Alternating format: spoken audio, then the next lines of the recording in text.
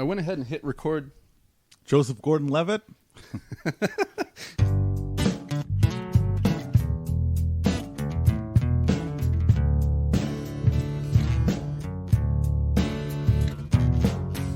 You're listening to Cool Mike and Chris in the Morning. Make sure you fill that meter if you're parked at a restaurant, and make sure you fill up the love tank if you're parked with your loved one. That's just a little bit of what you're going to hear from Mike Logan, the ice cold comedian. Go check it out right now on Instagram and anywhere else where you can see him. At ice cold comedian. No underscores or any of that nonsense. Mike Logan is originally from Detroit, lived in the northern part of Michigan, and now lives in West Michigan, just on the edge of downtown Grand Rapids. He has been performing comedy for the last several years around here and around the state and around the country.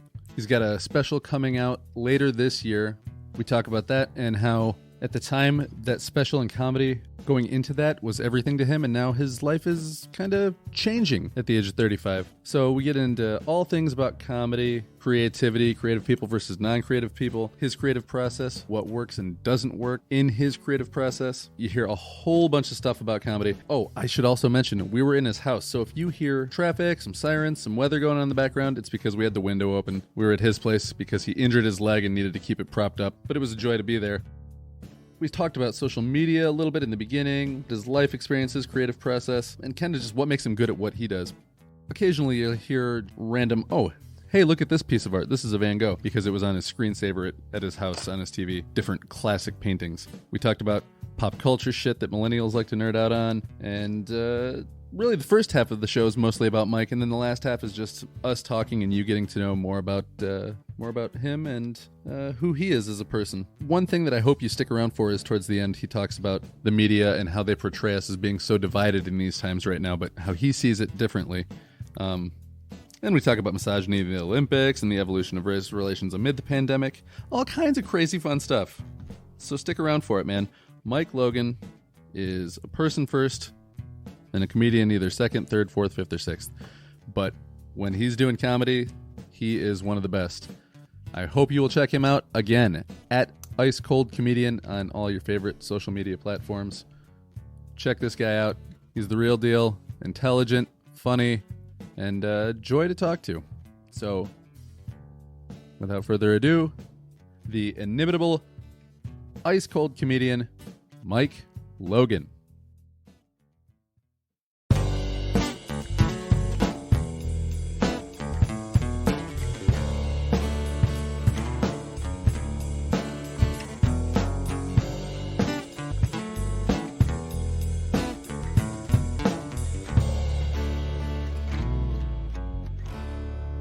Like the idea that social media has turned into this fake vanity project for everybody, right. Where it's like, you know, all the positives and everything is great and everything's magical and all these filters on everything. It's just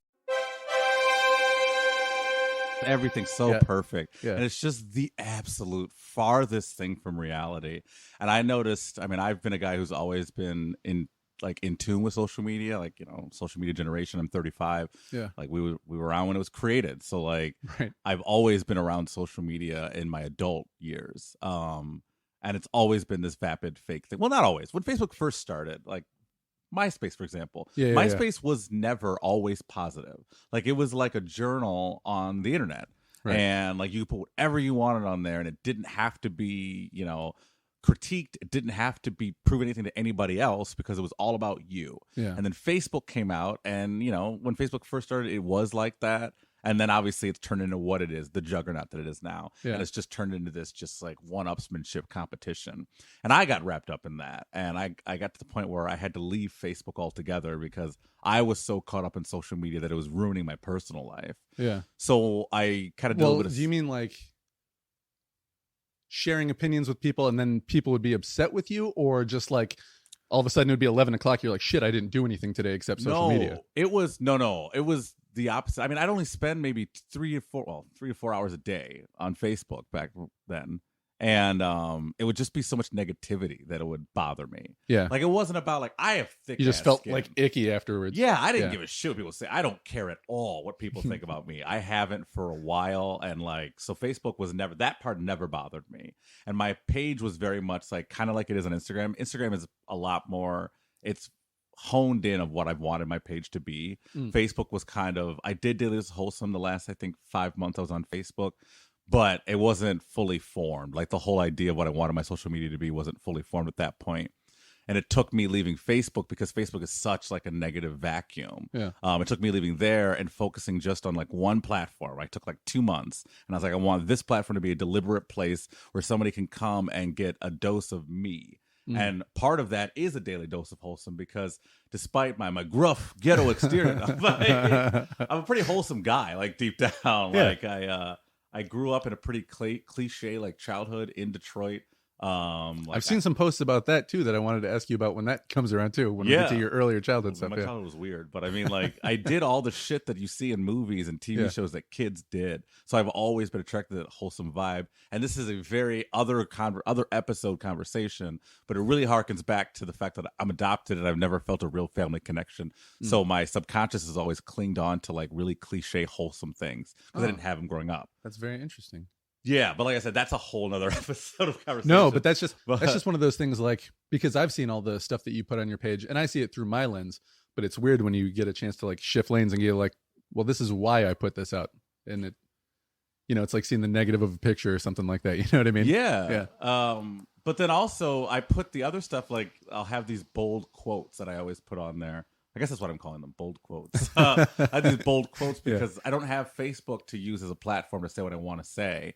I don't like Twitter that much. I use it kind of jokingly, never really put anything serious on there. Yeah. And so... Yeah, I don't know what the deal with Twitter is, at least for me. Maybe I just am not good at it, but I think I have more followers on Twitter than any of my others, but like the least amount of engagement by far. Twitter's weird, man. You gotta like, and if you look at people who like, if you're not a celebrity, like you're not getting engagement on your tweets. Like you gotta either be some sort of social figure, an entertainer, or a celebrity, or else you're just not gonna get traction. Or be super consistent with it. You gotta be. I mean, you gotta be overly consistent. Like I follow one person who like puts out like 2 puns a day.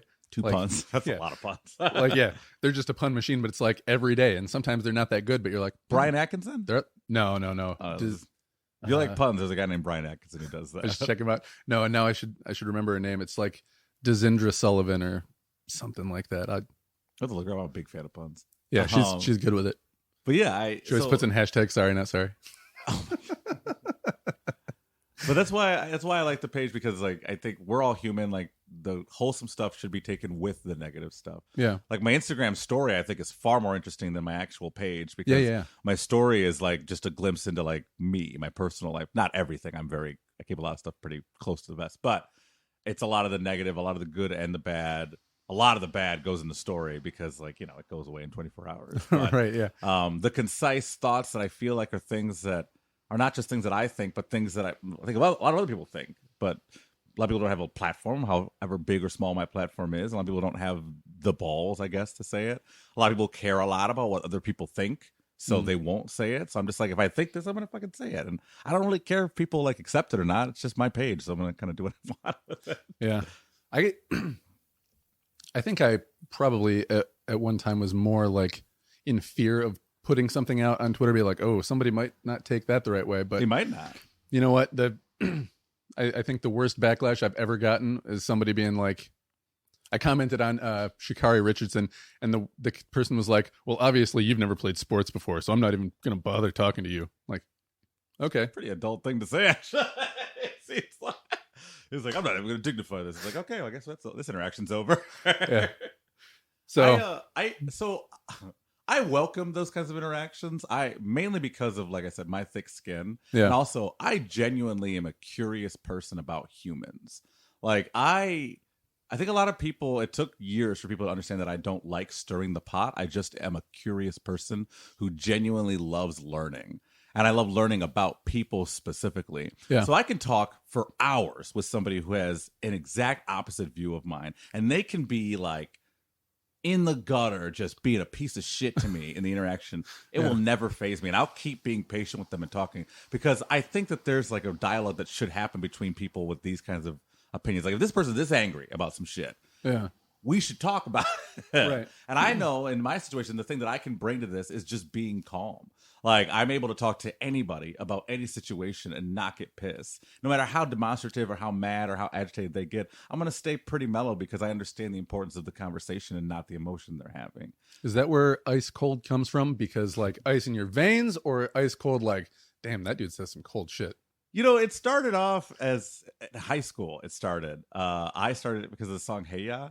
I loved that song when it came out. I sang it all the time in school and shit. I had it airbrushed on my senior t-shirt. Yeah, what's cooler than being cool? Ice cold. So it stuck with me, and then it started just becoming my personality. Like I've always been very like, you know, laid back, I guess. Not laid back, but relaxed. And calm. And then the nickname kind of stuck in college. I just kept telling people to call me that. I didn't earn it. I was just like, my name's like, call me Ice Cold. Call me Ice Cold, blah, blah, blah. Then if I made a screen name like AOL or like a new email, Ice Cold would go in there. Yeah. Then when I became an entertainer, I was like, okay, I want one deliberate thing to have identify me as. Like I didn't want, like I looked at all my peers a decade ago and I saw all of like their social medias were all different names.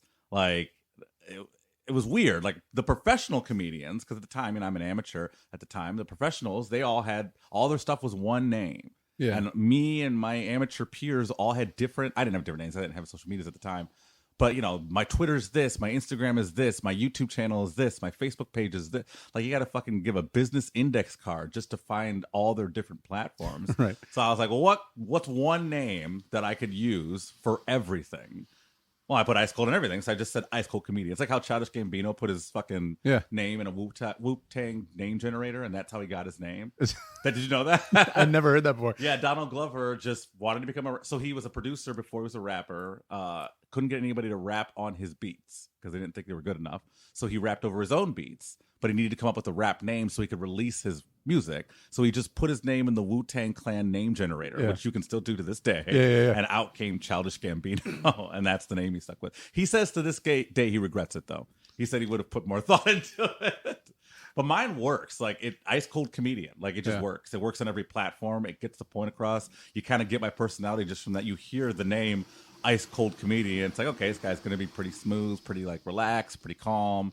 And yeah, I don't really get rattled, especially online. There's no point in getting rattled. It's not even a real, I don't even know that person. Like I just get shocked when people just, not shocked. I understand how humans work, but like I get kind of blown away, I guess, by the audacity of a person to think that I, a stranger to them, could care enough about their opinion to ruin my day. Like, how arrogant can you be to think? Like, if I'm talking on a keyboard and now this guy puts a video out, I think this video is crap. I'm saying that to air my opinion, I guess. I would never say that because I think art's subjective and we shouldn't say stuff like that unless it's constructive. But if I'm like a dick and I'm like, your video is crap, right? Yeah. And then I'm the creator now and I see the comment and I'm like, oh, I'm devastated.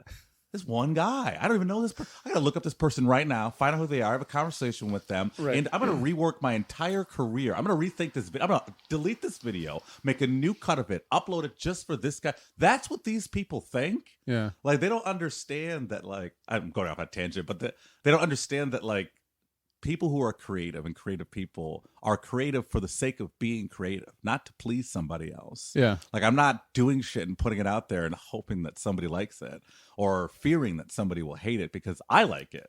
And so hopefully somebody else does. And people do. For the most part. I make stuff because it makes me feel good after I've done it. But if I don't like, I said that I usually sit down and my quote workday starts at 10 because usually it's like, you know, I'll look at some blogs that I've got to write for somebody or something that I'm writing, you know, for fiction for myself. If I don't sit down and write for like more than 3 days in a row, I'll get weird. I'll get twitchy. I'll get short with people. And as soon as I sit down and write, it's just like, it's all gone. Yeah. But I've got a book. Window closed? Is that okay? Or? I don't care. We're in Mike Logan's house, by the way, people. So if you hear the cars in the background, that's not your sound. That's us. I live in a very lively neighborhood. We're lucky it's raining today because normally there's a bunch of people in that park all day long yelling obscenities at people passing by. It's very entertaining. I actually kind of sad I missed that. I'll have to come back later. Dude, they've all got names. I got nicknames from all on my social media because like they'll do some crazy. There's a dude named Cartman, and it's because in the summertime he's got this cart with him all the time, and he argues with it and shit, and like they have like a relationship. Like I've seen him like get mad at it and stuff. Aww. This park's crazy. And then one day I remember I woke up, flipped my curtains open, and there was like 50 white kids all in tie-dyed t-shirts. This is all black people in this park all the time.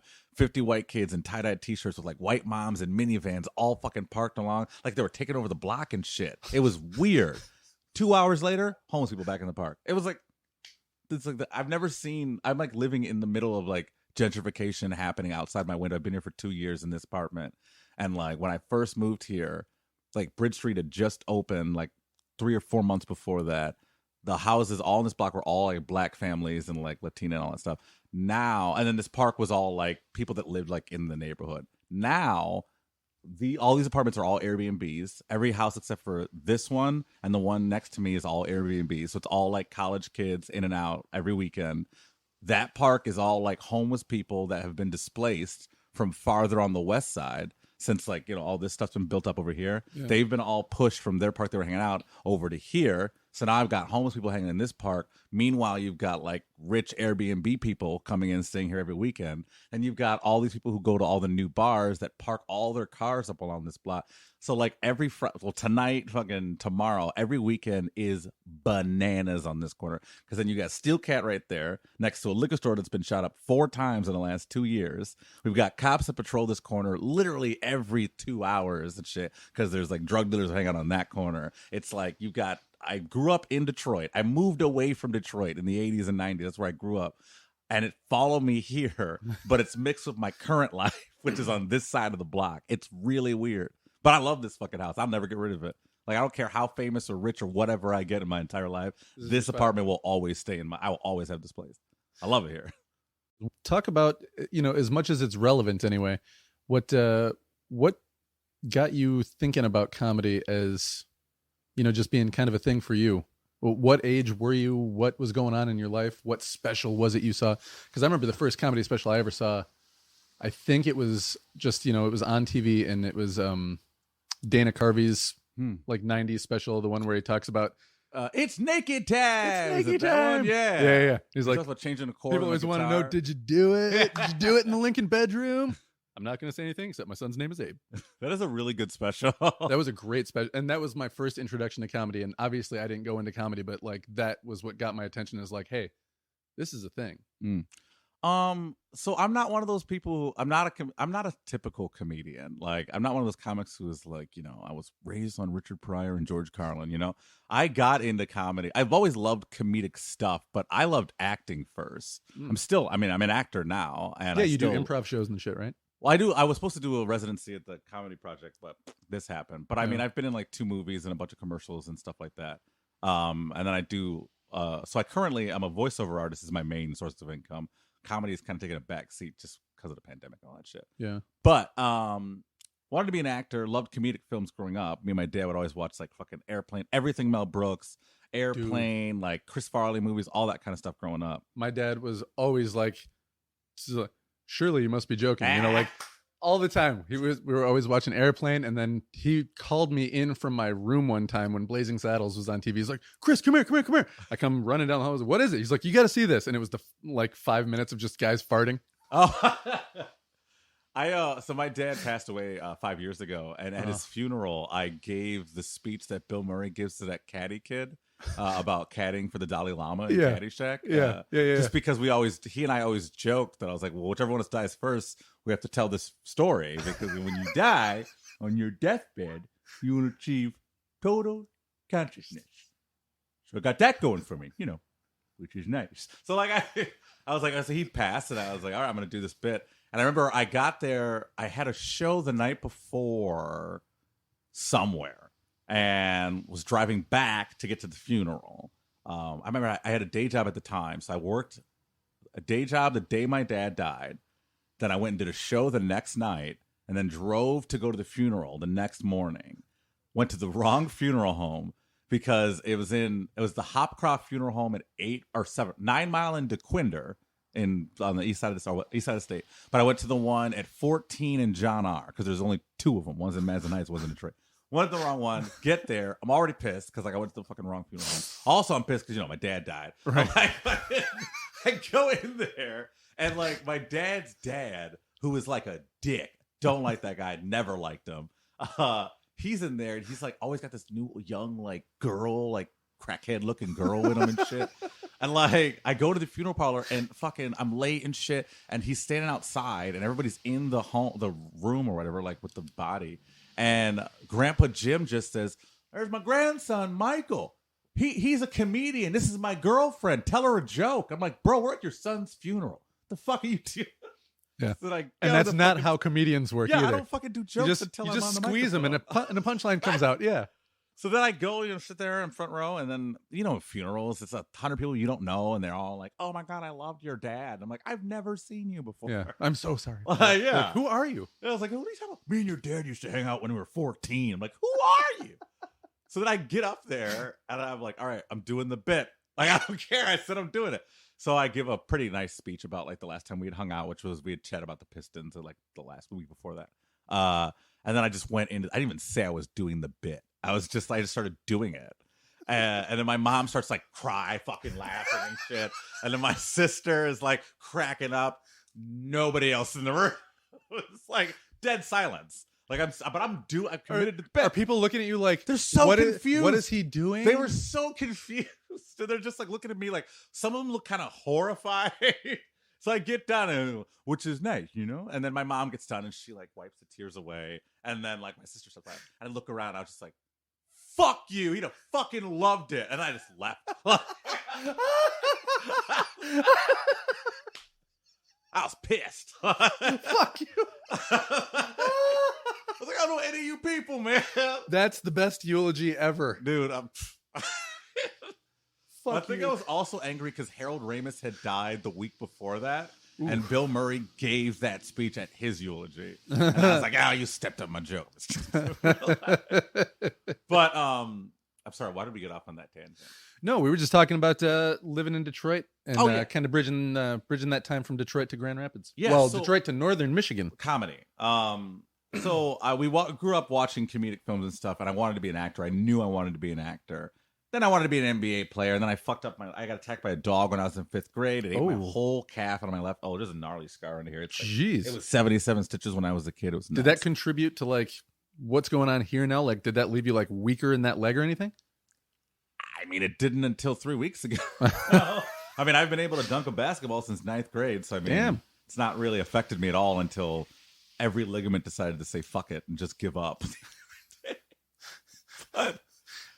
So it wasn't until, I graduated high school, went to graduated college, moved to Northern Michigan, lived up there for a couple of years, and then won a trip at work. I was working at a bar in the basement of a historic hotel.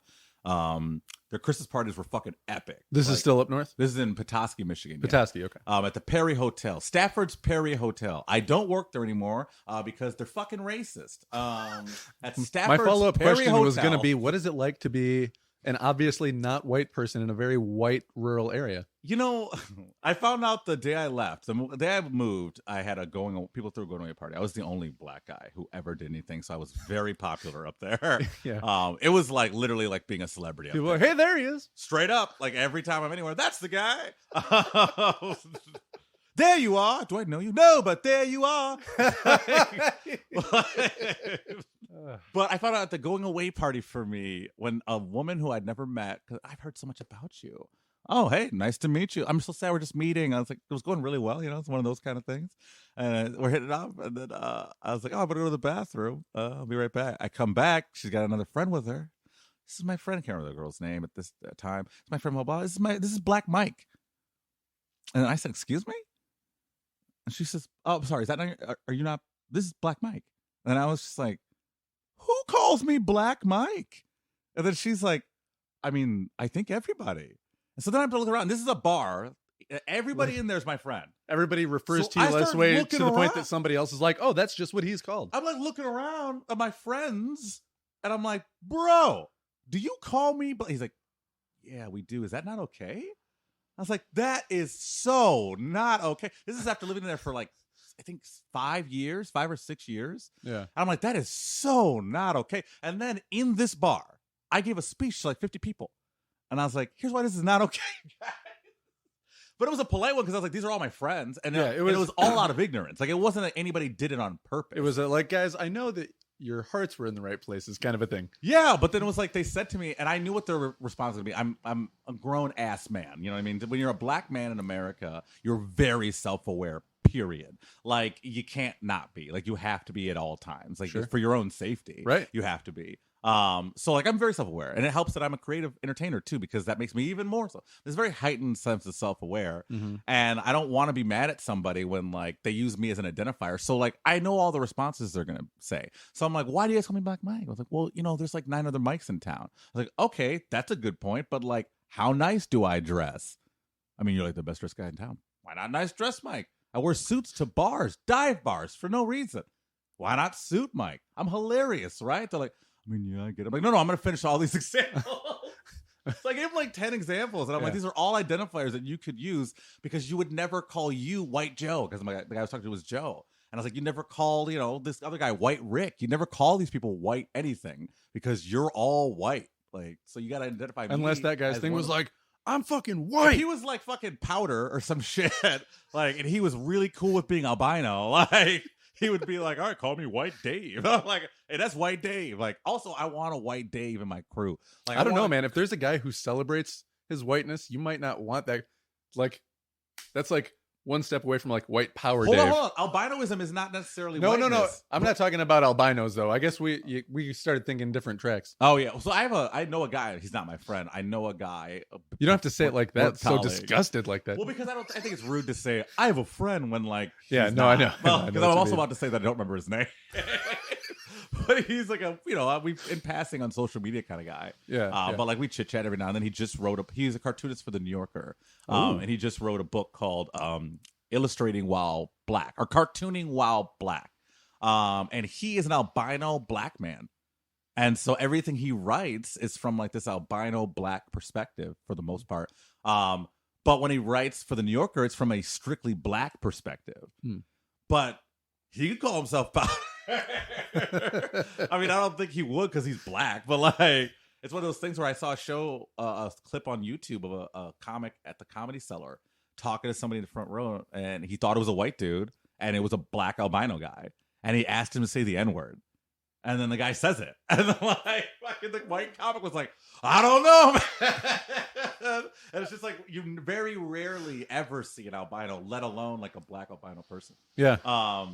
But I digress. Stafford's Perry Hotel in Petoskey, Michigan. Don't go there. But I work there, and they have these great Christmas parties, and everybody gets a prize essentially, and they're all great prizes because they're a hotel chain, or they have like 9 hotels up there. Yeah. So I won a trip to the Amway Hotel in Grand Rapids, Michigan. I had never been to Grand Rapids before. Surprisingly, when you leave Grand Rapids, not a lot of people have ever heard of Grand Rapids. Well, before the last couple of years. Like, you guys have had this, I keep saying you guys have lived here for a while now, but there's this big boom here where, like, everybody kind of knows the city, the breweries, and, like, USA Today calling it, like, one of the best places to live for the last, like, 3 years or some shit. So, like, in the last 5 years. I think they said it was, like, the best city to be gay in, too. Yeah. You know what it's ranked 3rd up in the world, though? Or in the nation? The worst city to work while African-American. We got a little thunderstorm rolling in here for all you cool cats and kittens. So grab a loved one, snuggle up with a cool warm or something nice. It is 9:45 in the p.m. You're listening to Cool Mike and Chris in the morning. Make sure you fill that meter if you're parked at a restaurant, and make sure you fill up the love tank if you're parked with your loved one. All right. I digress again. It's the name of the game today. Come down to the Amway here in Grand Rapids. I choose to come down during Laugh Fest because I've never, at that point, never seen stand-up comedy. I've never seen it. No shit. Never seen it. This is... You come down here to see stand-up comedy for the first time at how old? In college or just 9 years ago? This is like 9 years ago. Okay, so you're just out of college at that point, right? No, I'm 35. So I was not just out of college. I got out of college at 23. So like 8 years ago. Damn, I've only been doing comedy for 8 years. All right. Anyway, I'm doing pretty well. So I come down here. I watched Joe McHale do a set at the Field House. Nice. And then I go to an open mic while I'm down here. I go see Sunday Night Funnies. Shout out to Sunday Night Funnies, still around. I'll actually be performing at the Sunday Night Funnies if I don't know when this is getting uploaded. This one will come out Monday. Oh, I'll be there yesterday. I go to this open mic and I sit in the room and I watch the show. And aside from 2 comedians, I thought to myself, I could do this. Like, I was like, I could do comedy. This seems really easy. I got funny stories. I've been doing this for my whole life. Really easy. It's exactly what I thought. That's the first thing I thought. Like, you know what's funny? Larry David has the same story. Larry David went to the Comedy Cellar, though, and did this. Larry David, before he was like a writer for Seinfeld, went to the I don't know if you know who Curb Your Enthusiasm. Yeah. So if anyone doesn't know, Larry David is one of the creators of Seinfeld. He also has a show called Curb Your Enthusiasm. He's Larry on Curb Your Enthusiasm. Plays him very fucking a fictional version of himself, but a heightened version of himself. Yeah. So he went to the Comedy Cellar, watched stand up, and thought, I can do this. And then apparently walked up to the manager and asked to go on at the Comedy Cellar. And I'm like, that is confidence. So I walked up to the guy, Booker, and I said, how do I get on this show? I didn't say put me on, but I was like, how do I get on this show? And he was like, oh, send an email here. I'll put you on as soon as I can. If you've never done comedy before, I'll try to get you on as soon as next week. And I was like, bet, put me on next week. I went on next week, and I'm not going to lie, had an amazing set. The first set was amazing because I just told a story I already knew was funny. Like, I told a story I've been telling my whole life. It was polished. Like, it was a true life story, so it's easy to tell. Like, that's it's a cheat when it comes to, like, being a storyteller comedian. Yeah. Especially if you're telling a story that's based in your own life. It's really easy to tell it because, you already know it. You lived it. You know all the intricacies, all the details. You know where the comedy is. You don't have to think of that thing like it happened to you. No, you get to fix the other stuff. You don't have to worry about thinking of the words because you already know the story. So I went up there and I just did a fucking 5-minute story and it went really well. And I made a lot of connections that night. And once I found out how easy it was just to get up and do comedy, that's the one thing like every comedian will tell you till they're blue in the face. Everyone's like, how do I get started? I hate it. I hate that question. If you, here's some advice to anybody with me. Don't ask a comedian how to get started in comedy. It's literally, well, I'll tell you the same thing. Just start doing comedy. That's all you gotta do. You just go to Google, you type in open mics in my area, boom. That's all you got to do. And then you just also have to, get over the fear. Like, I guess people have a fear of like public speaking. I have a joke that I used to tell where I read somewhere once that Americans' number one fear is public speaking. And I feel like they didn't poll me because mine's the police. Like, I don't understand how public speaking is such a big fear, but it is to everybody. It's very crippling to most people. And well, so that was probably 80% of, besides knowing you had something funny to say, is just getting up there and not going. That is the biggest thing. I mean, not for me personally. Because nobody wants to watch somebody be uncomfortable, A lot of people want to watch somebody be uncomfortable. You'd be surprised, man. You'd be so I've seen so many shows where like it's like people are just up there eating shit for 5 minutes and you just see the crowd just being like, oh, this guy's terrible. Oh yeah. Like you can tell they love it. Like sometimes a train wreck is fun to watch, but when you're a comedian watching the train wreck, it's hard. It's like when you're a musician and you go to a show and, I can go to a music show and listen to somebody rock out for 2 hours and not pick out one missed note. I'll be like, bro, you just fucking killed it. Yeah. Oh, the second verse of the third song, I did this and then blah, blah. And they'll just pick out every like little thing. Damn, is that an air raid siren? Oh, it's First Friday, huh? Oh, that's right. First Friday at noon. And I want to talk about your healed turn. Ran out of my fine HD screensaver. Does it say the universe just came to an end? Yeah, that was really weird. The TV starts changing I have a missed channels. call too from Meyer. My prescription must be ready. Sorry.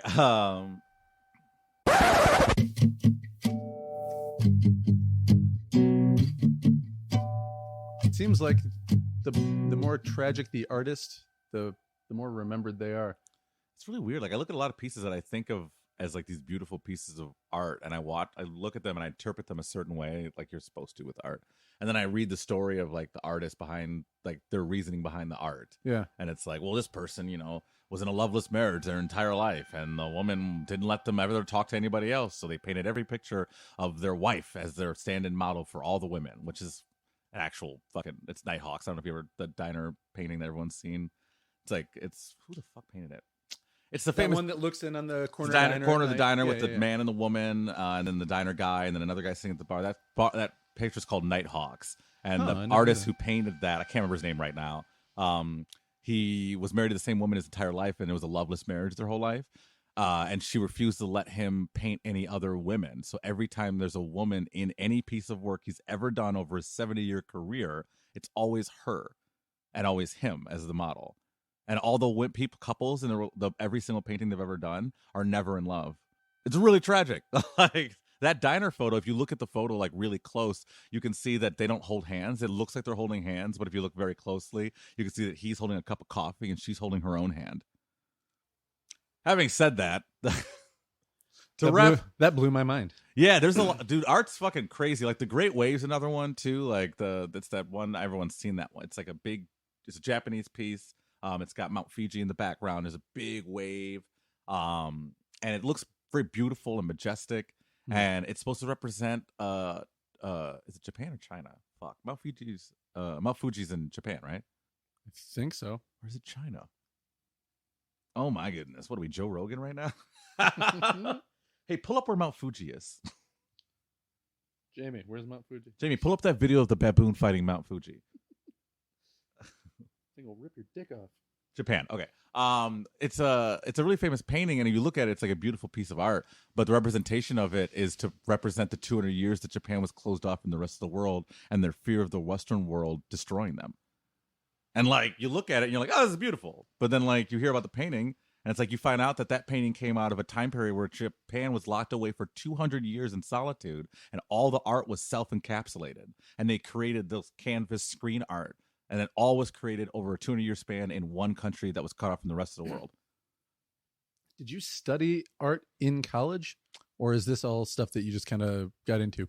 I'm like one of those weirdos who knows a little bit about everything. Like, yeah. I see one, I like dive into stuff head first. Like if I like one thing, I'm like, I'm going to learn everything about it this week. Yeah. And so like, until I get sick of it, I'm going to do nothing but this. I don't get sick of it though. I just keep learning more stuff about it. Like so I keep accumulating like more knowledge because instead of like, oh, I don't like this anymore and moving on, I just add to it. So like I moved in here, with my now ex-fiance, and when we split up and she left, I redesigned the entire apartment and got into art because I've always wanted to be into art, but I've always had to share a space with somebody. Yeah. So I've never been able to express myself through my art.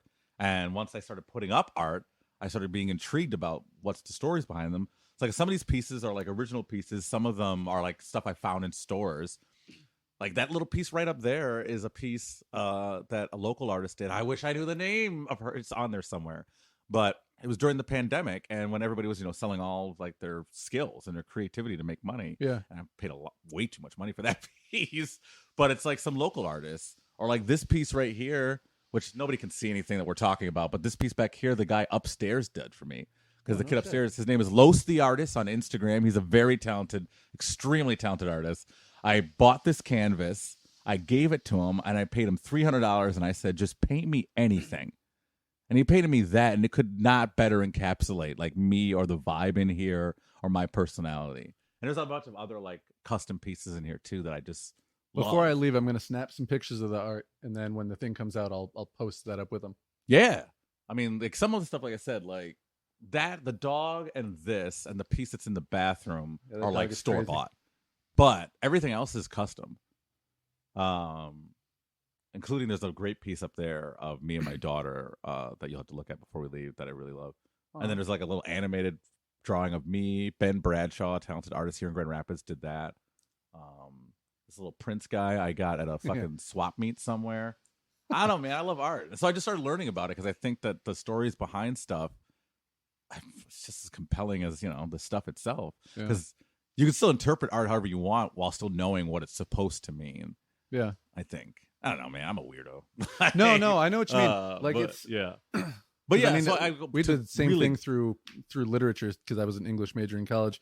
So you'd read something and then they'd be like, now look at it from a feminist perspective. Now look at it from a neo-colonialist perspective. Now let's look at it through the author's perspective. Yeah. And it's just like, oh shit, none of these three things line up. It's crazy. Yeah, it's how really weird. Something can be so multifaceted when it seems simple and just.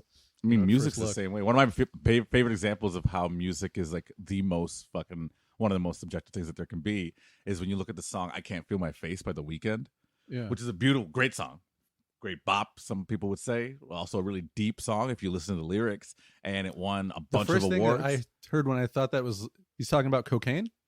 Well, I mean, it won a ton of awards. It won the Grammys. It won Nickelodeon Kids' Choice Award for Best Song. And yes, it's about cocaine addiction.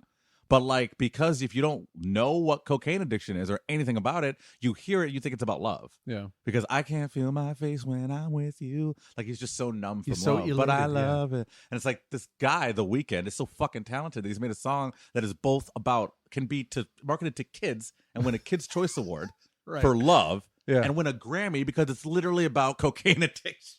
Yeah. So it's like, that's why I love art. And I think art is so important and creative. And I think that we need to understand that art is supposed to be, you know, taken in this weird context where it's like it should be interpreted 1,000 different ways. Yeah. Because The Weeknd isn't pissed that he won a Nickelodeon Kids' Choice and a Grammy. He's just happy that everybody can accept what his art is. Yeah. But that's why I know so much about all these different works of art, is because I find the work behind it interesting. I just find the creative. That's why I agreed to do this podcast. I find the creative process extremely interesting. Yeah. Which is why I find humans. I find fucking the makeup of people and why we do things and all that shit interesting. Which is what drove me into comedy. And the deeper I got into comedy, which I like how you're steering it back around. Yeah. Yeah. I've actually stepped away from comedy a lot in the last couple of months. I've been through a lot in the last like 6 months. And so I've really been like rediscovering myself and like changing myself and changing who I am. And I even changed my profession on Instagram to arts and entertainment from comedian, because I'm not just a comedian anymore. Like that's part of it. It's definitely part of it, and it definitely used to be a big part of it, and now it's a very small part of who I am. Do you think for the, at least the close foreseeable future, it'll stay that way? Yes. Or I recorded my album back in February, which is coming out toward the end of this year. Oh, awesome. Which is a collection of everything I've done up until that point in my life, which February, I turned 35. The album will be called Netflix Special by 35. It's not being released on Netflix. But through certain, guerrilla marketing, we're hoping to get there. Yeah. But the point of the special is called Netflix Special by 35. And the reason it's called that is because my life up until 35 was, I wanted to have a Netflix special by 35. That was the most important thing to me up until then, and my daughter and being alive and stuff. Right, but up until then, right. it was like my life goal was to have a Netflix. But every time you saw me somewhere or on a program, it was I'm well, Netflix that's how you get special good by at something. You have to 35. be driven with high, lofty goals. Yeah, but then once I got to 35 and was going to record my album on my 35th birthday, no less, and didn't have a Netflix deal and realized that wasn't important to me. Yeah. Like, I was like, I don't care if I have a Netflix deal, because for one thing, I've done everything I've wanted to accomplish in Michigan comedy. Like, I've done every club, and I've done every room, and I've met everybody, and I love it, and it's fun, and I love the scene. I think it's great, and I'm ready to move on to bigger things because my personality is bigger than like one place. Yeah. So sorry, this weed is like catching hold of me real quick. So I understood that when I recorded that album that I didn't need for it to be on Netflix for me to feel fulfilled. Yeah. So the idea of calling it Netflix Special by 35 is I turned 35 and realized that chapter of my life is done. Like, comedy being my life, like everything I had done up until that age.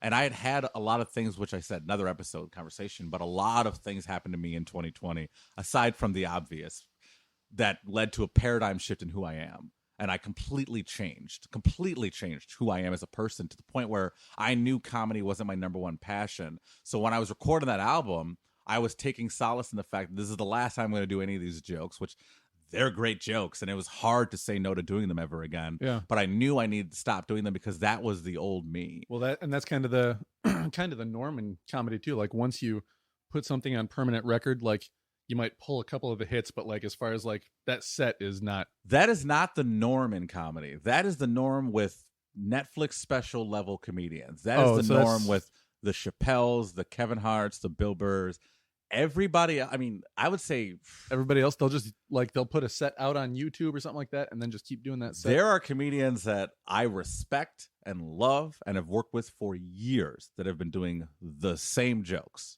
And they're great jokes, and they work, and people come out to see those same jokes because they love those jokes. Yeah. And well, you hear about that. Like, I listen to a lot of comedians podcasts, but especially Tom Segura's, and he said the same thing. Like, oh God, can't remember one of the comedians that he opened for. Bert Kreischer does that. The machine joke. He does it almost every show. Yeah. People will get mad at him if he doesn't do that one. He's a weird guy just all around. Bert, yeah. But like, yeah, I don't know. I don't know. Yeah, I mean, so then, once I finished that, I was like, okay, this is done. I really had to figure out what I wanted to do with the rest of my life. Because I mean, if you think of your life as I do, I'm an entertainer, so my life isn't a normal life. Like, you talk about the process, right? The creative process. Yeah. My creative process is literally just living my life. Like, I don't lock myself in a room and write ever. Like, I've never done that. I don't write down jokes. I don't.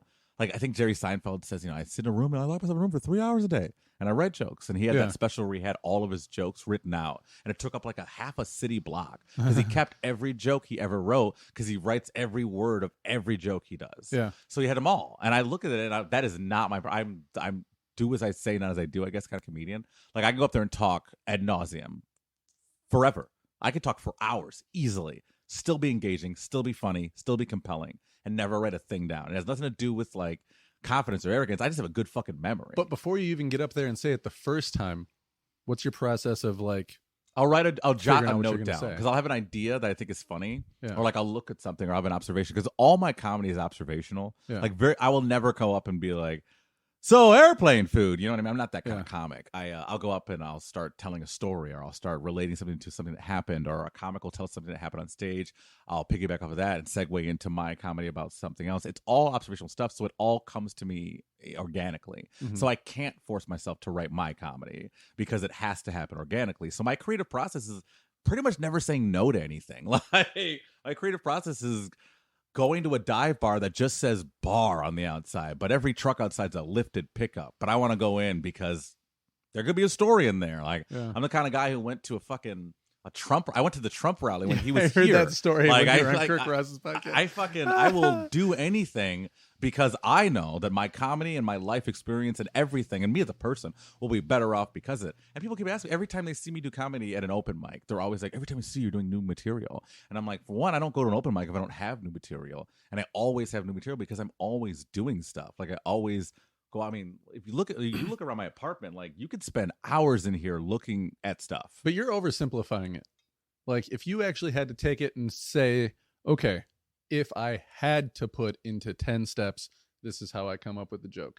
Like, first you see something where you just know, like, something about this is funny, but then will you sit and like say it a couple times? Nope. I'm not oversimplifying this.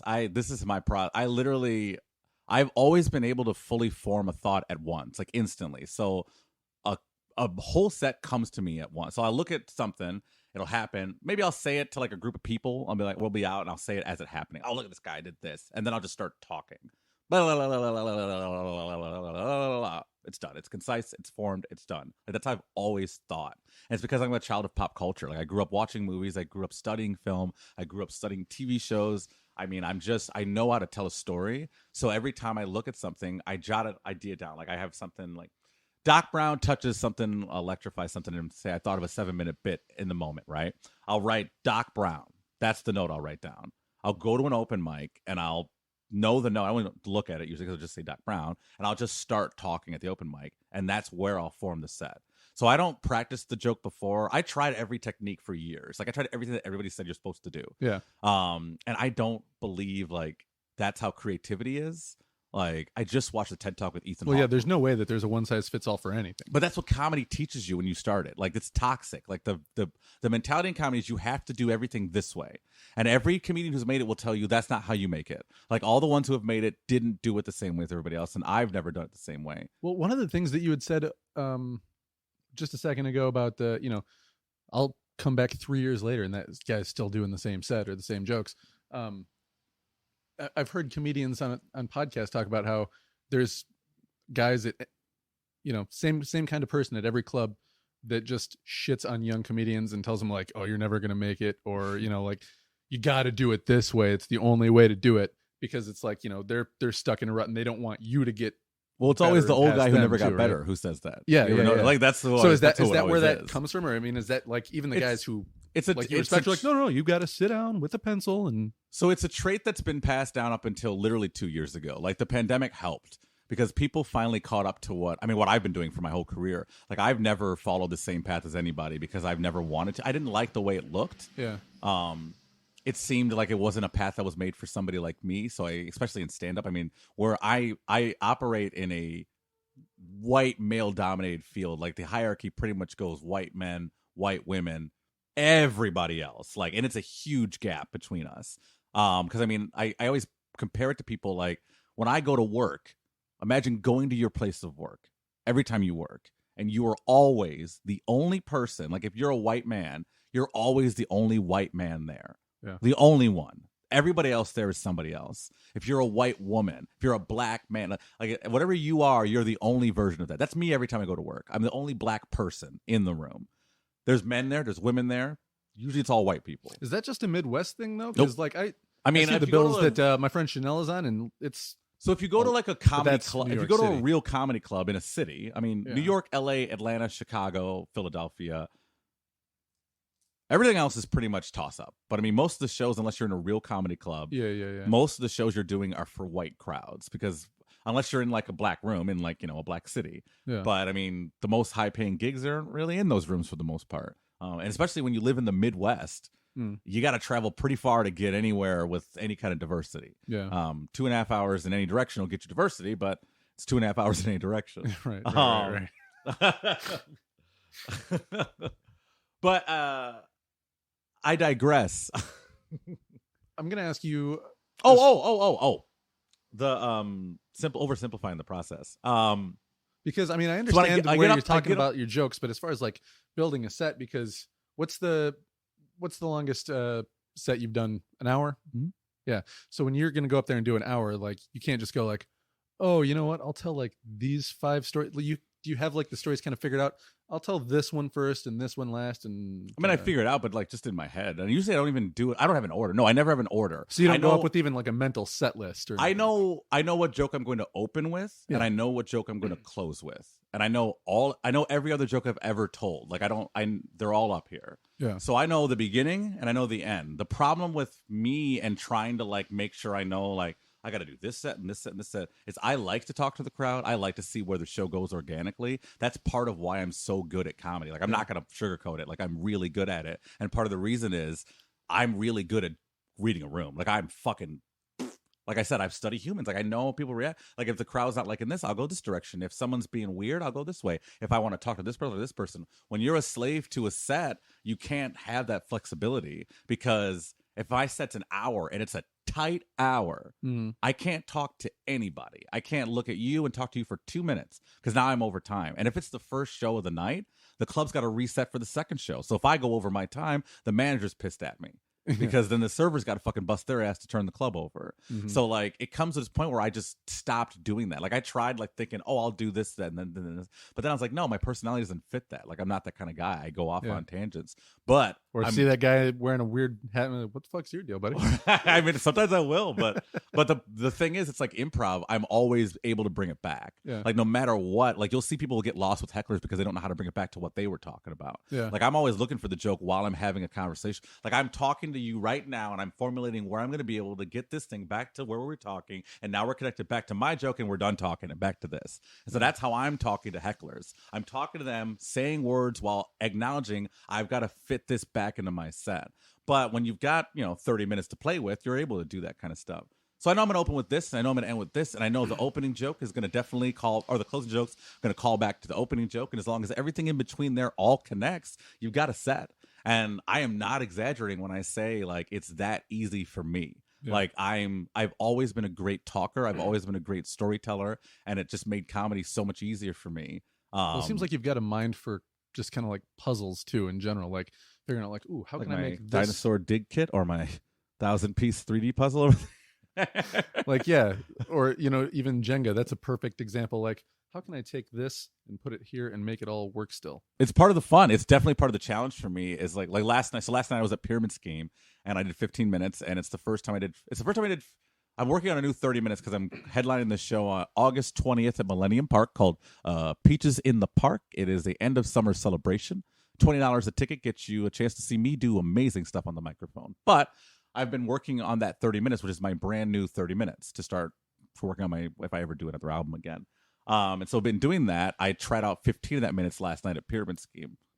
Went really well. First time doing it in front of people? It was my first time doing the whole 15 together. Yeah. So I've done in bits and pieces at different open mics, but I haven't combined it all. Right. And I didn't come up with how to combine it all until an hour before the show. Like I wasn't even thinking about it. I was just sitting here like playing a video game or some shit, and it just kind of came. And like the whole 15-minute set all came together. And I didn't even like practice it before I went on stage. But then I went out there and I did 15 and a half minutes. But went out there and did the tight 15-minute set. Even had a little bit of wiggle room to talk to somebody in the crowd.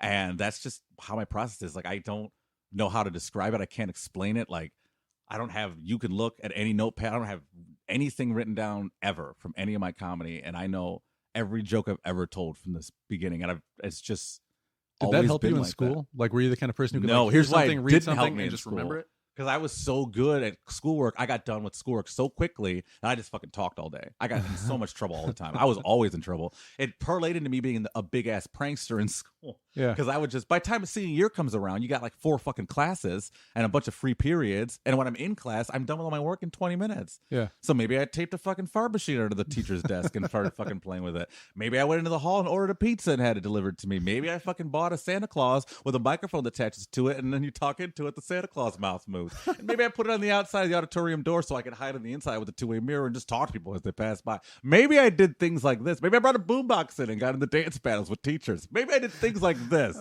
because I process things so quickly. So it's like a gift and a curse. The problem is I'm so good and so quick at getting things done that I have to fill my time up with other stuff. And when you're a creative person, you fill it up with creative shit. Yeah. And so people like, I always tell people I like to give them Mike Logan experiences when they hang out with me because I like to live my life pretty extremely. And so, I mean, I tell people, and it's usually in the middle of the moment when they'll be like, I'm having a Mike Logan experience right now. And it's like, yeah, like I was hanging out with a lady one time, and I don't know if anybody here's into recreational drugs, but every couple of months I like to have a little bit of Molly, a little MDMA. Yeah. And it's fun if you do it responsibly. I like to do it responsibly in a controlled environment. I like the next day recover with some fruits and water and fluids and stuff, and be nice about it. And do it every couple of months if you're going to do it. But if you don't want to do it, don't do it. Anyway, a woman texted me, says, I've always wanted to try it. I want to try it with you. I was like, sweet, let's fucking do it. That sounds fun. I was like, we got rules. If I'm 35, I do drugs responsibly. Yep. I'm like, you got to follow all these rules. We do that, it'll be fine. She's like, cool. The day we get to do it, she comes over. I said, listen, I'm sorry, I completely forgot to tell you about this. I'm having a watch party for WrestleMania here today. So I've got TVs in every room, in the bathroom, and I got TVs everywhere. And I'm like, I got a bunch of people coming over. Are you okay with this? She's like, oh my God, it's so much fun. So then a bunch of people come up. Oh, I learned about this painting the other day, actually. This is a Van Gogh painting. It's a really good one, but the story behind it's really interesting. Also, my TVs, for anyone who doesn't know, I have a big old TV in the living room. It's on the wall, and I have a screensaver that's just playing like classical art. And so every time I keep getting glances of pieces that I know, and I want to tell the stories about them. But my TV at home has a screensaver of street art.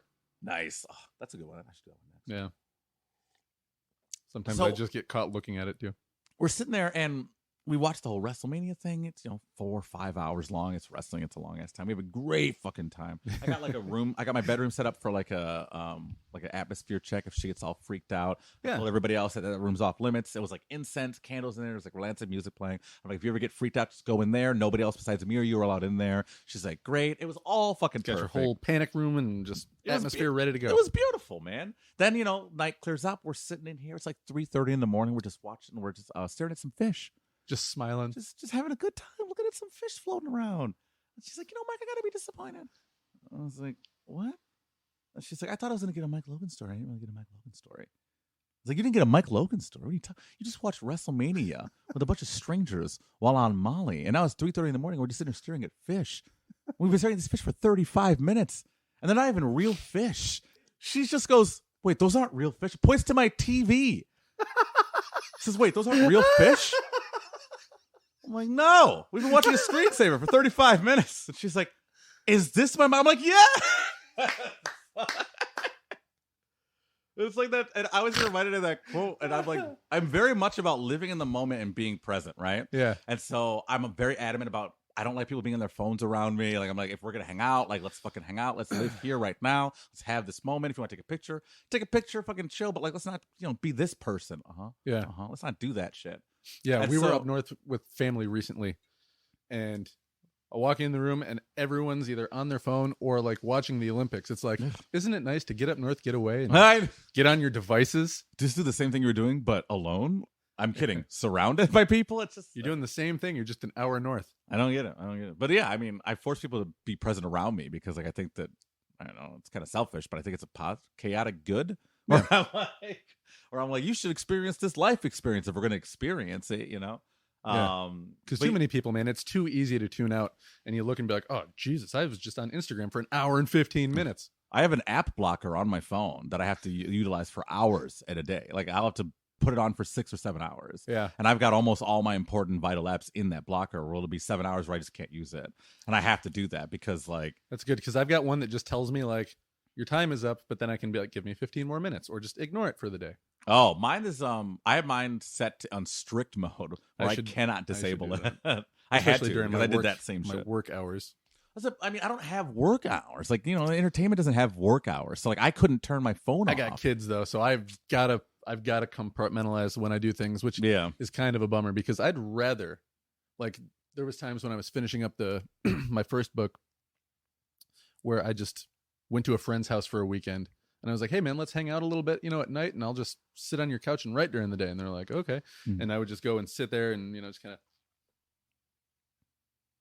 get an idea, you know. But yeah, I'm not the kind of like, I'm just going to sit here and fucking grind it out. You know what I mean? Yeah. I like to think about things. People be like, you know, hey, have you written anything in the last week? I'll be like, I've got like 2 pages down, but I've got like 8 in my head. I'm just going to go for a run and then I'll come back and get it all out. So yeah, I'll like store up my ideas and then purge them all out of me. I mean, I always tell non-creative people, which is not an insult, by the way. I call them normies. Normies. I always just, but you know what I mean? Like 9 to 5 people. Like the people that would straight up tell you like, oh, I'm not creative. I couldn't do that kind of stuff. Like you could, you just don't. Those kinds of people don't, I don't, you know what? I think you're either born with creativity or you're not. I don't think people who say like, I could be creative, you would be if you could be. It's like that idea. They used to play with crayons and finger paint too. Yeah, but you grow out of that. Like you grow out of it, and I think you grow out of it because it's not really part of you. You just do it because everybody else does it. I think it's a muscle that you either you can't ignore it. You're just a creative freak and you have to create stuff, or you know, you're very encouraged and nourished along the way. Well, yeah. I mean, I think we're very much like crayons are put in front of us, and creativity is given to us as an option from birth, and you try it. This is another thing from this TED Talk I was just saying about Ethan Hawke did. But you try it because kids will try anything. Kids will do anything that's thrown at them because you're still learning everything. Yeah. And then eventually you figure out either you are creative or you're not creative. But everybody colors as a kid because we're all told to. And then you figure out whether or not you like it or not. Either you're good at it, you're bad at it, you want to get better at it, you don't want to, you know, that's how you figure out you are creative. I personally think that you're just creative or you're not creative. Because people will tell you the blue until they die that, oh, I want to go skydiving. I can't wait to do this. I'm going to do that. And they put it off their entire lives. And it's just because they're not that person, which is fine. Like, not everybody is that. If everybody was creative, nobody would be creative. We'd all just be the same person. Maybe that's the difference between creative people and non-creative people is some people have a list of things they want to do, and some people have a list of things they wish they could do. Some people have a list of things that they... Like, I want to do some shit, and I'm actively doing it or, you know, trying to figure out how to do it. And then there's some people that, you know, oh, well, someday I'll do that, or, you know, maybe in a couple of years when things settle down, or, you know, like you said, they'll just keep pushing it down. Like, what is it? Life is that thing that, what is it? There's like a quote where it's about life is the thing that you plan to do or some shit. Oh, what happens when your plans fall apart or something like that. I know what you're talking about. It's like everybody keeps saving up for stuff or keep planning things, but they never do anything. And it's like, fucking take the vacation, live your life. I think I was watching Shark Tank one time, and the black guy, I can't remember his name right now, was talking to some college kids, and they were talking about, he asked the black guy, why can't he be the well-dressed guy? Because they're all well-dressed. Oh, it can't be the white guy because there's 3 white guys. It can't be the woman because there's 2 women. He's the only black guy. Darius, something black. Yeah, Damien. Not Brad. He says to a college kid, "What are you gonna do if you know when you get this, you know, evaluation, when you get this money, or thing takes off? What are you gonna do?" They said, well, "First profit. What are you gonna do?" "I'm gonna pay off my student debt." He said, "Don't do that." He said, don't do that. All of them said, don't do that. Mark Cuban, fucking the Mr. Wonderful, whatever. They all said, don't do that. Travel, learn something, fucking do a trade, get a skill, do something that's going to actually improve your life. Because debt will follow you forever. Student debt will be there. You're not going to go to jail for student debt. No one's going to come to your fucking house and arrest you for student debt. Your credit score may take a hit, but guess what? You learn a life skill, you get a trade, you do something, you make better of yourself, you find a passion, you make money doing that, and then you pay off your student debt. You live your life and then you do that. You don't spend your entire life hoping you get to do something or wishing you get to do something or saying you're going to do something and then fucking you're in your deathbed and you regret it, or you lose your legs in a fucking freak accident and you can't run that marathon anymore, or your fucking heart gets broken and you can't skydive anymore. You know what I mean? There's all these things that like your life is really finite and really short, like so insignificantly short out of the entirety of like the span of our existence. And you want to tell me you're going to wait till next week to try the new restaurant? Bro, what? Go there today. Like, it doesn't make any sense. What if you get hit by a car tomorrow? Like, you can't live your life like afraid of living your life. So that's why I live my life and force my friends. Like, if we're going to live our lives, we're going to live our lives. Like, if you're telling me I want to go do this thing, what do you got to do the next 2 hours? Nothing. Let's go fucking do that thing. Well, my friend Angelica, I got a couple friends coming to watch a movie today. I say to her, I'm like, you got 2 hours to spare today? Oh, I'm free from 3 to 5, but I don't know what I'm going to do yet. I was like, well, I got people over going to watch Suicide Squad. You should come over. Oh, I do want to see that. I really want to see that, but I don't know. And I was like, okay, well, you're free from 3 to 5, right? You want to. You and she's can. Like, what's the problem? Well, yeah. And I was like, okay, it's 2 hours long. And she's like, well, yeah. I'm like, okay, well, just come over. Like, just do it. She's like, all right. It's like, that's all it takes. That's all it takes, man. Like I went up north to pick up my friend Hannah. She was working she works on a farm up there, and I picked her up from her farm, and she's like, can you give me a ride back home so we can shower, go do some stuff? I was like, sure. Or she can shower, not we. I go pick her up. And we start driving, and I see this like cool looking restaurant on a pier. It's up in Traverse City. And I'm like, oh, that's a dope looking restaurant. She's like, oh, I've always wanted to go there. Every time I leave here, I always like go drive by there and I never stop. And I was just like, skirt. She's like, what are you doing? I was like, we're fucking going there. Yeah. And she's like, oh, I don't want to go there right now. And I was like, why not? And she's like, well, weren't we going to hang out? And I'm like, well, let's hang out in there. Like, we'll sit together. It'll be great. Like, I'm going to leave you or something? Like, everyone's so afraid of like, what if? Like, well, what if this? Like, what? It's like, do it right the fuck now. Like, that's like, I don't get, do it right the fuck now. Like, get a shirt. But maybe I was thinking about changing the name of my podcast. Maybe I'll just do it right the do fuck it now. Right the fuck now. I mean, just do it. Like, what's because the point? That's ultimately, I don't know really how else to motivate people except to show them like normal people do cool creative stuff, and this is how they do it, and this is like, how normal they are. You know what I mean? That brings it back to literally what we started this entire thing like 50 minutes ago. It brings it back to the first question that I forgot, which was, don't walk up to somebody and ask them, how do I start doing comedy? Fucking do it. Yeah. Just go do it. Like, it's like, how do you start doing it? Sign up. People come up to me at my own comedy show when I used to run open mics. I don't do that anymore. I can't. Like, when I used to run open mics, I'd have so many people walk to me every single week. I'd love to start comedy. Everybody was telling me, they talk my fucking ear off 5 minutes about how goddamn funny they are. Oh, I'm so funny at work. I should do stand up. I should do stand up. All my friends tell me I should do it. Oh, I really want to do it. Come to me next week. Walk up to me and ask to sign up. We have 2 show up, go up spots every week. I'll give you a spot. I can't do that. It's like, well, you don't want to do it then. And that's what I feel about creativity. Like, you are creative or you're not. They like, wish they could, or they want straight to. up. Like, they wish they could. They're those all that can't do, coach. Like, I have to pee real quick. Yeah. No, go ahead.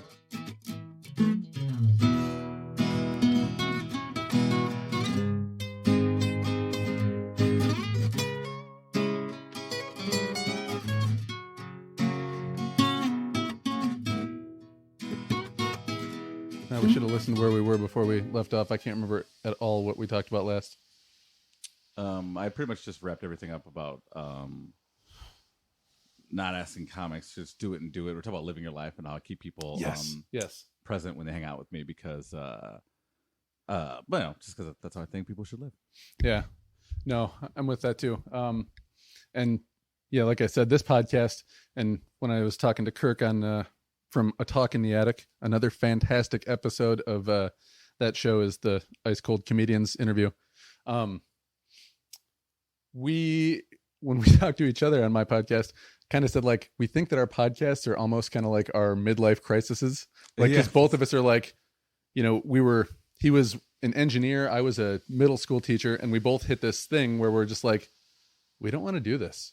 And our wives were like, that's cool, do what you want to do. So, I started writing, and I was like, hey, I can actually make some money doing this, and I've got a book with a publisher now. That's awesome. Nice. Kirk's got a whole business going, making podcasts for other people, and he's really good at like all the video and Instagram promotion and all that stuff too. Yeah. But yeah, sometimes you just need like, I don't know, I guess in our case it was probably a woman that kicks you in the ass and goes like, you can do this, just go do it. But yeah, I had lived a lot of my life, man, thinking like, I don't know, what if people don't like it, or what if somebody sees my writing and is just like, this is terrible, are you serious with this? Which like some people will. Like that's the thing. It's like some people might tell you that, yeah. They'll happen. Like that's the thing about being. Well, like, once it's actually out there, but if you're just like asking friends or like somebody to like consider looking at it for publishing, not too many people would be like, dude, this really sucks. They might. I mean, Comedy's a really good friend might. Because in comedy, I know they will not have. A comedian will not hesitate to be like, that set sucked. Well, that's the nice thing about comedy versus, I guess, writing like I do, or maybe even like painting or something where it's, you have to make the finished product and then go here to somebody else rather than like deliver it to the person in the moment. You can kind of get the benefit like Shakespeare did of like, I performed this. Everything went well except for this part, so I should do this part a little bit differently. But yeah, you write a novel, you put it out there, and it's like, it's either going to stand or it's not. You don't get too many chances. One of those things where it's one of those things where when you read a review or like you write a book and it gets like slammed, right? Yeah. You can like not look at the review or like not hear the critique, but like when you're on stage, like you have to stare at somebody that doesn't like you while they're not liking you, while you have to continue going. And it's like you start talking, and I was gonna say, do you address it? Like if somebody's just scowling at you, are you like, I'm sorry, are you not having a good time right now? What's the problem? It depends. If I'm doing a show where like everything is crushing, like which is the majority of the shows I do well. So I don't really take into account somebody not being upset because I can usually get them. I'll usually just start telling jokes, the same jokes I've been doing, but I'll just look at them. And you get them more involved. A lot of people don't want to be upset at comedy shows, and they don't want to not like what's happening. And what I found, and this is kind of a cheat into my playbook, is I don't tend to like, if you're sitting in the front row, arms crossed, first thing I'm going to do is not call you out for doing that. I'm not going to be like, well, you don't like this shit? I'm not going to do that. Because like I get, you're allowed to not like my shit. Like I'm not going to tell you not to like my shit. Oh, you don't think I'm funny? Asshole. Like, what I'll do is I'll start making all my punchlines end with eye contact with that person. So like that way they become part of the show. So like whether they like it or not, the comedy, they still feel a connection with me. Yeah. So like, the joke is going to be blah, blah, blah. Anyway, and that's how she cooks the food for me. Am I right? Yeah. And then they'll have to be like, all right. Like, they'll start to slowly, by, 10 minutes of doing that to somebody, they're usually on your side again. Yeah. But every now and then, there's somebody...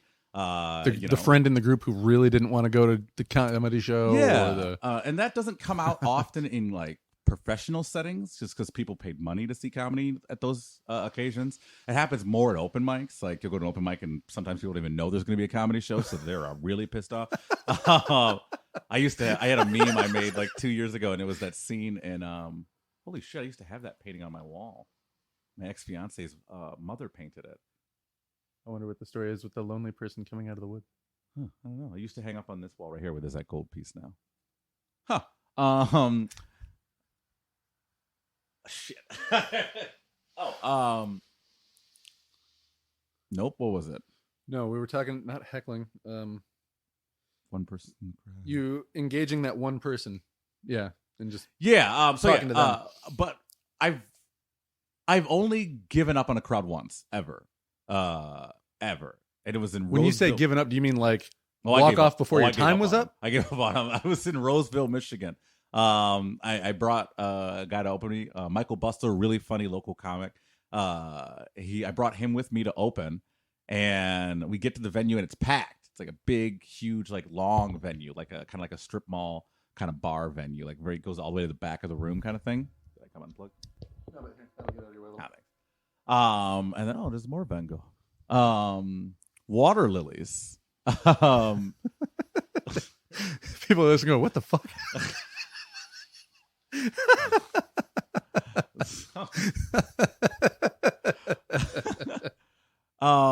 Wait, this is not Van Gogh. Water lilies is like a Monet. Yes, there we go. Thank you. I want to see that. You ever heard of like the installation of water lilies, like how big it actually is? No. It's like a 8-panel installation that each panel is, I think, like 20 feet long.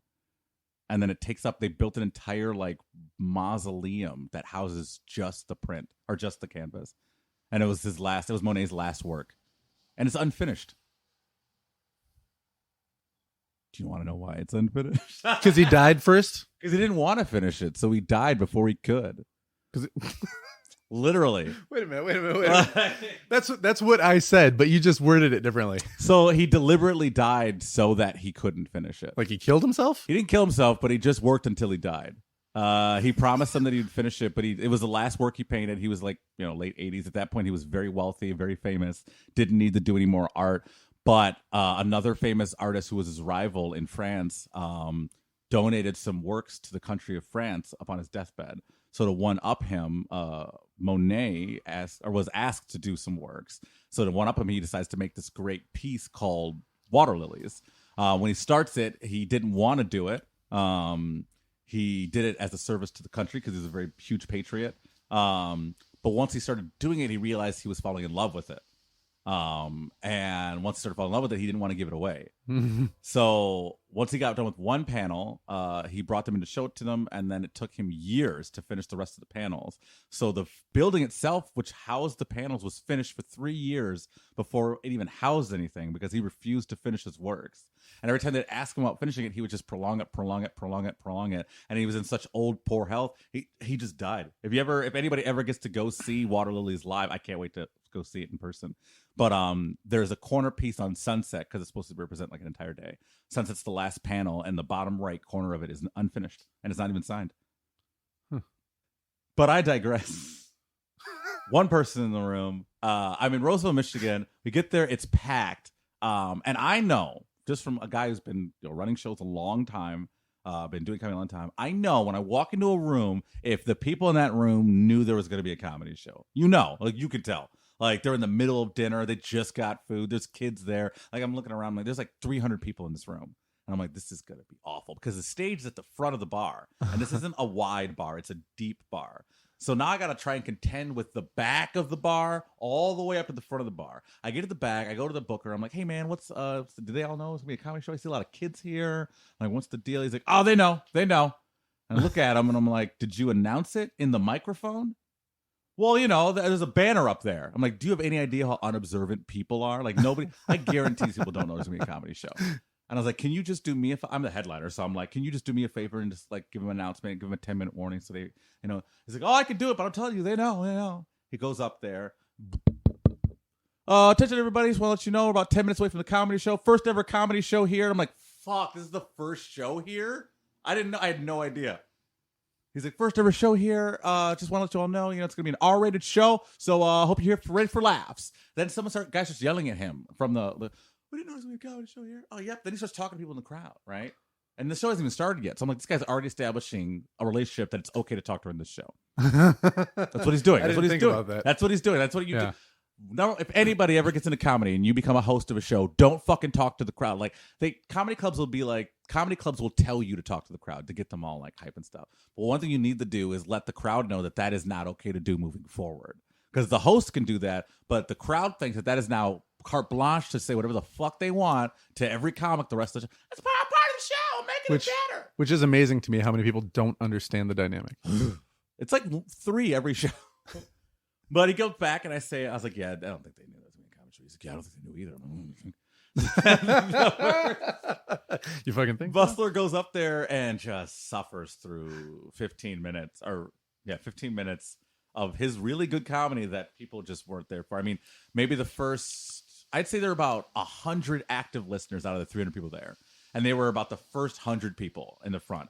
Minus one table next to the stage of a woman who hated him. Like, did not like anything he had to say. At one point told him he needed to die. Like, it was brutal to watch. It was really bad. Like, it was rough. People went straight to like, you should die. Just this one woman. She just kept saying it. Like, she just hated this. She hated Bustler. So I'm up there. I'm getting mad. I'm going to have to fucking, his job is to buffer the crowd for me. Like, that's an opener's job, you know? Yeah. They're supposed to be, ready to laugh. Like, I'm not supposed to have to do any work. Get people in a laughing mood, yeah. Yeah, so now I'm like, I got to fucking work, right? He's doing his A material, and it's fucking falling on deaf ears. The people who can hear are laughing, yeah, but that's not the majority of the room. So I go up, and the first thing I do is I say, you don't say a fucking word to me, to the woman to the right.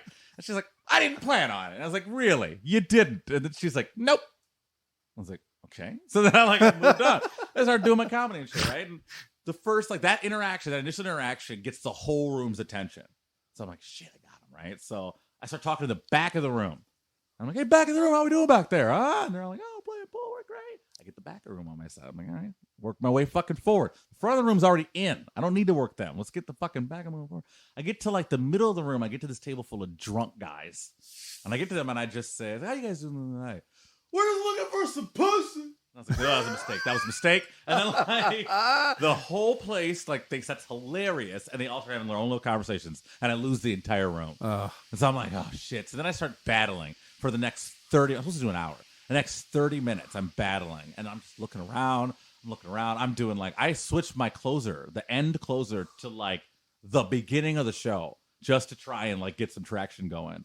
And these 100 people, they're all into it and stuff. And I'm just I'm looking around, and it's battling. And you've got people that are listening, yelling, people who aren't listening. And then you've got people who are listening annoyed. And the woman to the right is yelling again. The people in the back are playing pool loudly now. And it's fucking, I look at the room. I'm like, I was supposed to do an hour here, but I got to be honest. This has got to be the worst fucking room and the worst crowd I've ever done. Not you all. I'm like, you all are amazing. Fuck you. You're cool. They're all like, thank you. They're like, you were great. And then the rest, I was like, everybody else can fucking kiss my ass. This fucking sucks.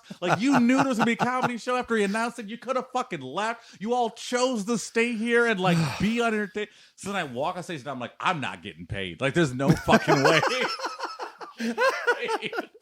So I look at Bustler and I'm like, all right, we gotta get paid to get the fuck out of here, man. So I go to the back and I'm like, just follow my lead. Go to the back, because I realized I may have just fucked him over too. Yeah.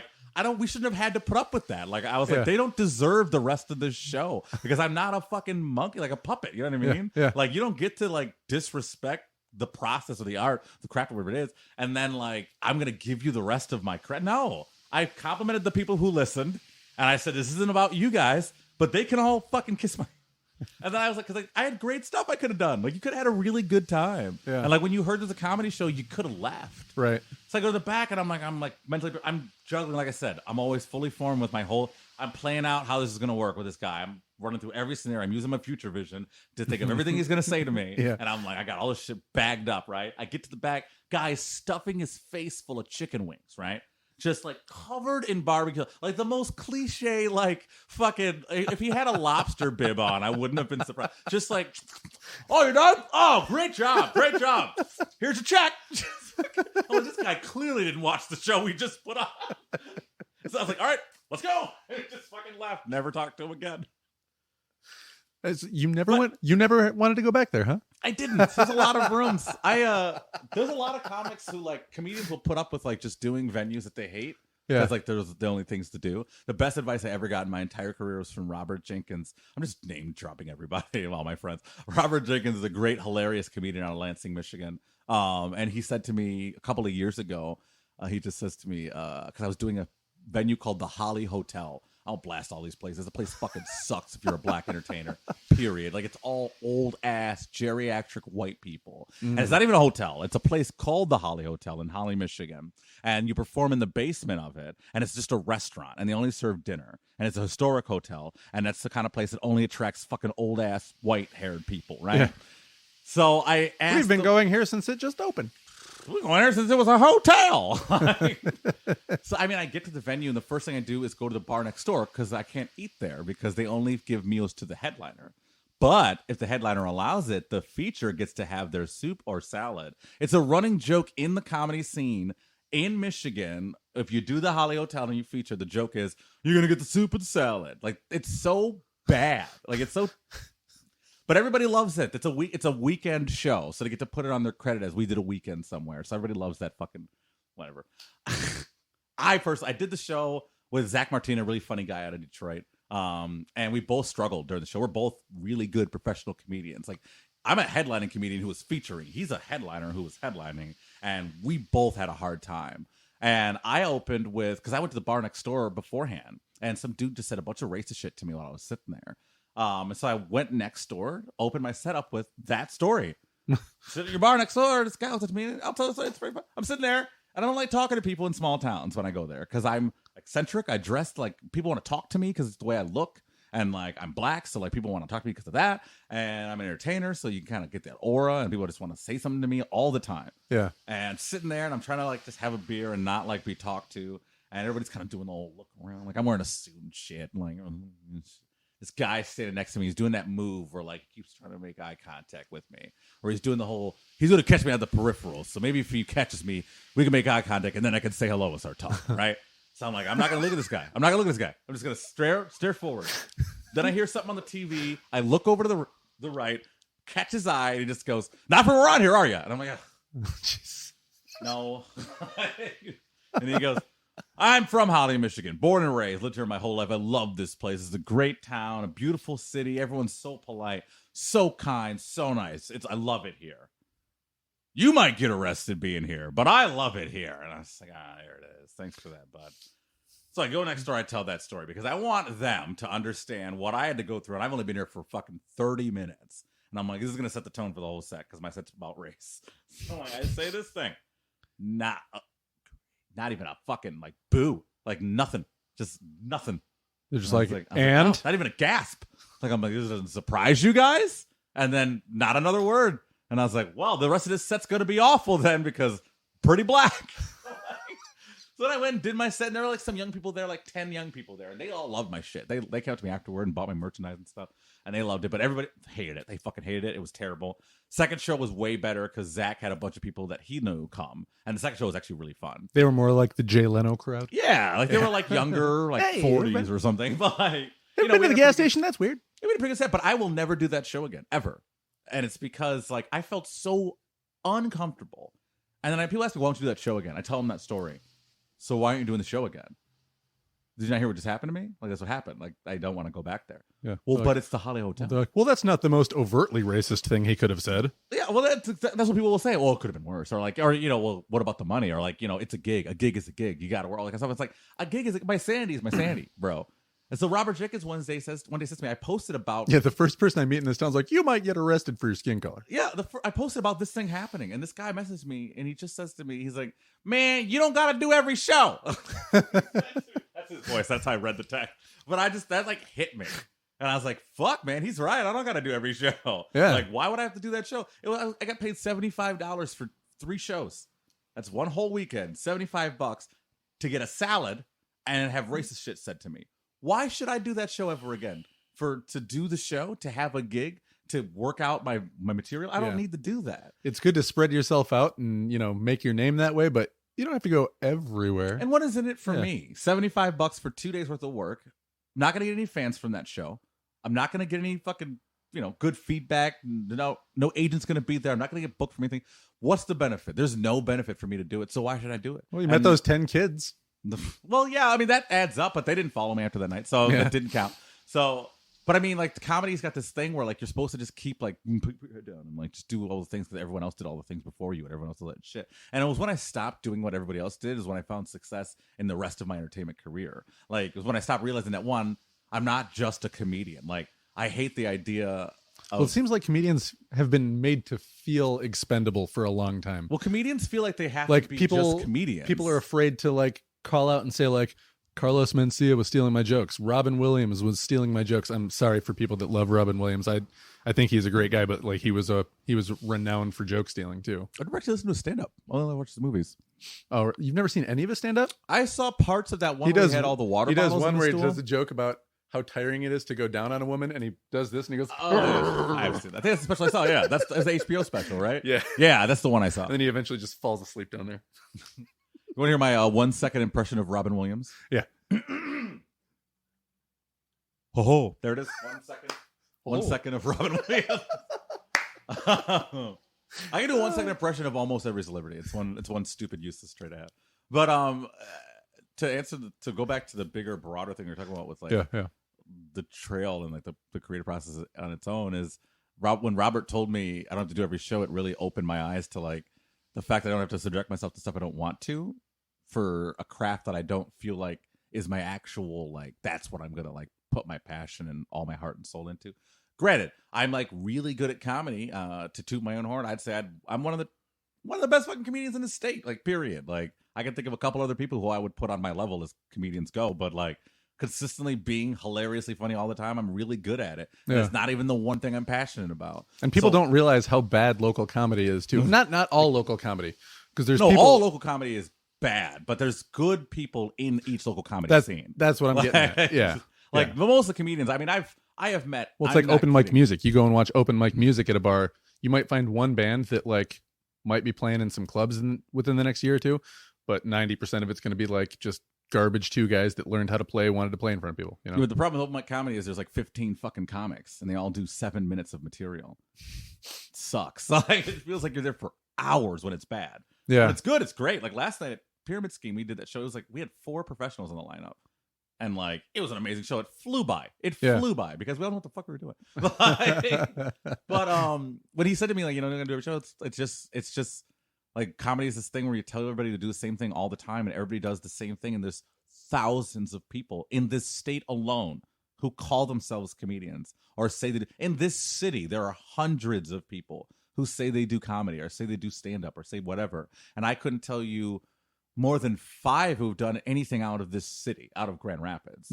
I mean, it's a hobby. And so for me, it was a career for the last couple of years. Yeah, and because now, through comedy and like show promotion and whatever else all you had going on, like more or less through comedy, either performing or setting up shows, that was most, if not all of your income was all tied into that, right? It was, yeah. I mean, I was touring, I was producing. Every month I was producing at the height, I mean, before the pandemic. Yeah. I was producing 4 shows a month. And obviously, you know, I get paid for all those shows. 2 of them were professional comedy shows. One was at the Listening Room. The other one was the Knickerbocker. One was another professional comedy show called Don't Tell Comedy, which was a pop-up show that I did in secret locations every month. And the 4th was an open mic, which was I did every week. So I did 3 shows a month and then 1 show every week. And then I was also touring on top of that.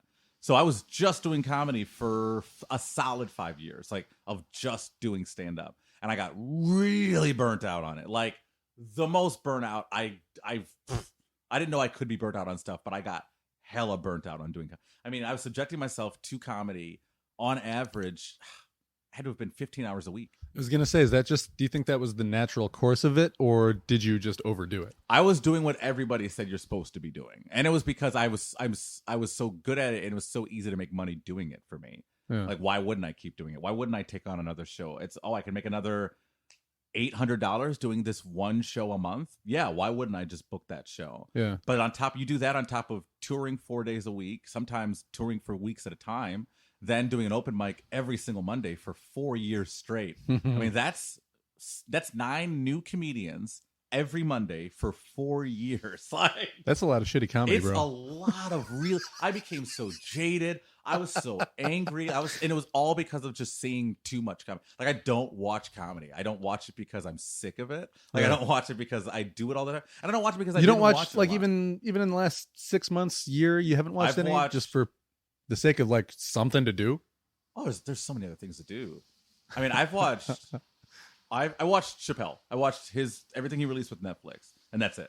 Yeah. And then I watched Bill Burr. There are comics that I will watch no matter what. Like there's Bill Burr, Dave Chappelle. Whenever Eddie Murphy puts out his next fucking special, and then everybody else, I'll kind of just watch if I feel like it. I think Bill Burr's my favorite line he's ever had is I think it was the name of his special too, talking about people that are overweight. He's like, "You ate your way into it, walk your way out." My favorite Bill Burr line is when he talks about, I'm at an airport one time and I see this woman and she's just inhaling a Whopper and just putting it down her throat, and she's just covered in sauce and ketchup. And then after she gets done, she wipes her face with the bag. I'm just like, that fucking imagery. I'm like, wow. That is a trash person. You know exactly who he's talking about too. Yeah.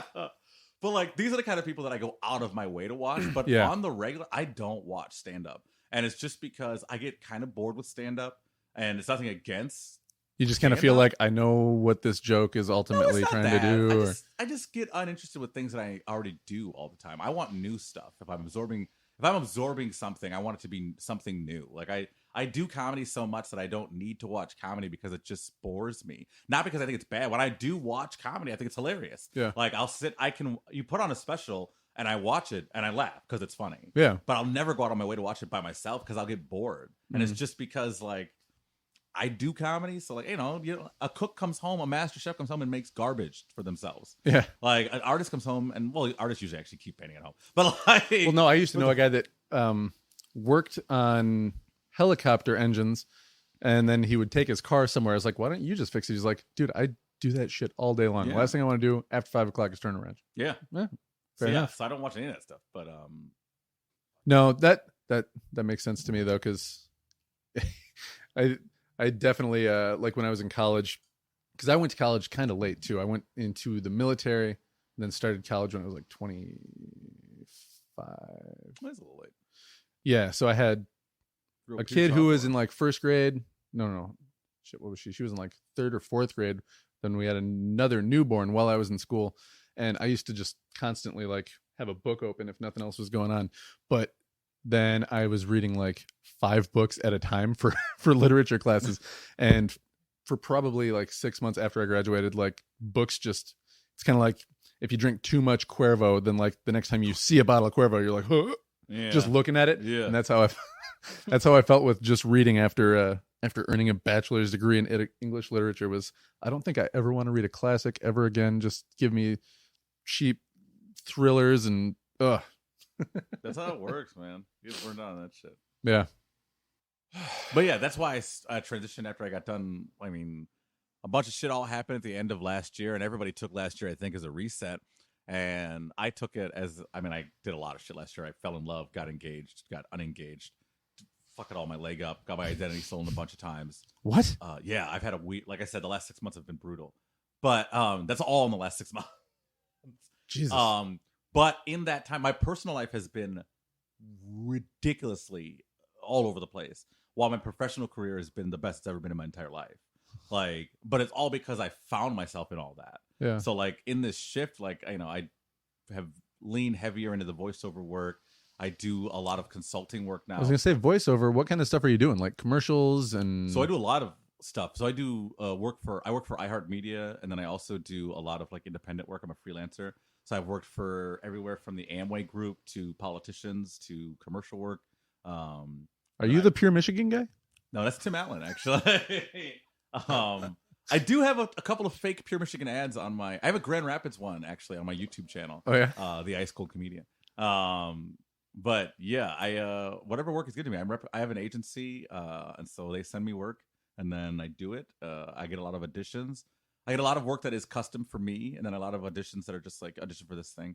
I saw you've got a box of equipment. Do you do stuff like here? Do you have a studio you go into to do it? So I have a studio that I go to usually. I have a studio that I normally go to in Grand Haven. Okay. But for the most part, a lot of the reads you can do nowadays, everything's done remotely. So like they're kind of expecting things to sound homemade. It's kind of the trend. Unfortunately, I fucking hate it. As a guy who spent his entire professional career becoming as professional as possible, I hate the fact that every video is like a fucking Zoom video now, or like, and then everybody got really good at graphic design. So like you get a really beautiful graphic beforehand, thinking you're gonna get this really high quality product, and then it's two guys on video, like talking on Zoom. And it's like, I hate this, and I can't wait for us to get away from this and back to professionalism. Yeah. Watching all the people do TV shows, like the talk shows, out of their living rooms. I didn't watch any of them. I was like, I should not be better dressed than the guy on TV, period. Like, do your hair, Jimmy Fallon. Like, I don't like the fact that you don't look good. Yeah, you watch The Daily Show, and they're doing it in, like, hoodies and stuff. Yeah, I didn't like that at all. Like, I was like, that's not, you're supposed to be better than us. But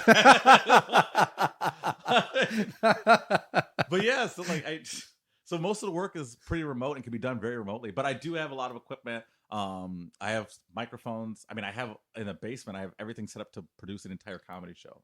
So and it's portable. Like I throw it all in the back of my truck, I fucking go. So I have I'm a self-sustaining entertainment studio. I can give anybody any product they want, and that's what I do now. Like I don't stick myself to just comedy. I consider comedy more a hobby now than it was because I finished the album. I felt very done after it. It's like Childish Gambino when he retired. Childish Gambino, like people get freaked out when you like close a chapter thinking that it's like, oh, I'm turning my back on comedy. And he's officially done. I mean, he said he's done, but he's not going to be done. He's doing the same thing. He'll do something else. Like he's acting now. But, like he just moved on to something else. Like we're allowed to grow and evolve as humans, but people expect artists to stay the same. Like when we change and we come up with something different, people are like, this isn't like his old stuff, or I don't like this anymore. I like that stuff better. And it's like, you cannot like it all you want, but it's still who the fuck I am. So like now I'm just like this dude who likes to put inspirational shit on his YouTube, consult for people when they need consulting. I do a lot of independent consulting for people who just need help talking through shit. Like I have a lot of friends that are high up in town that like don't know how to like talk to people that'll text me or call me and talk to me for hours and like, how do I handle this? How do I handle that? And like, it's a trait. Like you find what skill you're good at and you realize that maybe it's more than one thing. And if you're good at something, never do it for free. So I decided to make a living off of all of my skills. That's a good advice right there. If you're good at something, don't do it for free. I mean, it's true. And I keep preaching to all my peers in the community now. Preach right the fuck now to all my comedy peers. Stop doing shit for free. There's so many free options for entertainment and comedy. And this doesn't just stick to comedy. Like artists have a gross tendency to just undervalue themselves. And there's so much free high quality art that when people pay for stuff, their standard is already so high that if it doesn't meet that standard, they won't pay for it again. And comedy is one of the worst victims of that because there's so many times where you can go to a free showcase. Like last night's show at Pyramid Scheme was free for people to go to see. And you got 2 hours of professional quality, solid, top-notch comedy. As much as I love that, and that's like a showcase that he does once a month. That's perfect, that amount. It's a little taste, and it's like, okay, well, come to the Page show, and you'll see, even better performers, and you give them a little bit of it, but you don't give them the whole thing. The problem now with the pandemic is everybody starts doing house shows now, and everybody's doing shows in their garage, in their backyard, and they're all doing them for free, and they're not charging anybody. So if I can go sit in Joe Schmobody's garage and watch Dave Chappelle for free, then if I'm paying $30 to see somebody at Dr. Grin's, my standard is now Dave Chappelle. And you're never going to get that level at a club like that. You know what I mean? So like, that's the problem with like oversaturating the market with too much free, high quality stuff. You got to give them a fucking taste. And right now, comedy is in a boom. Like it's like the housing market in 2008. Like people are eating up comedy because it's everywhere and it's easy to consume and it's free.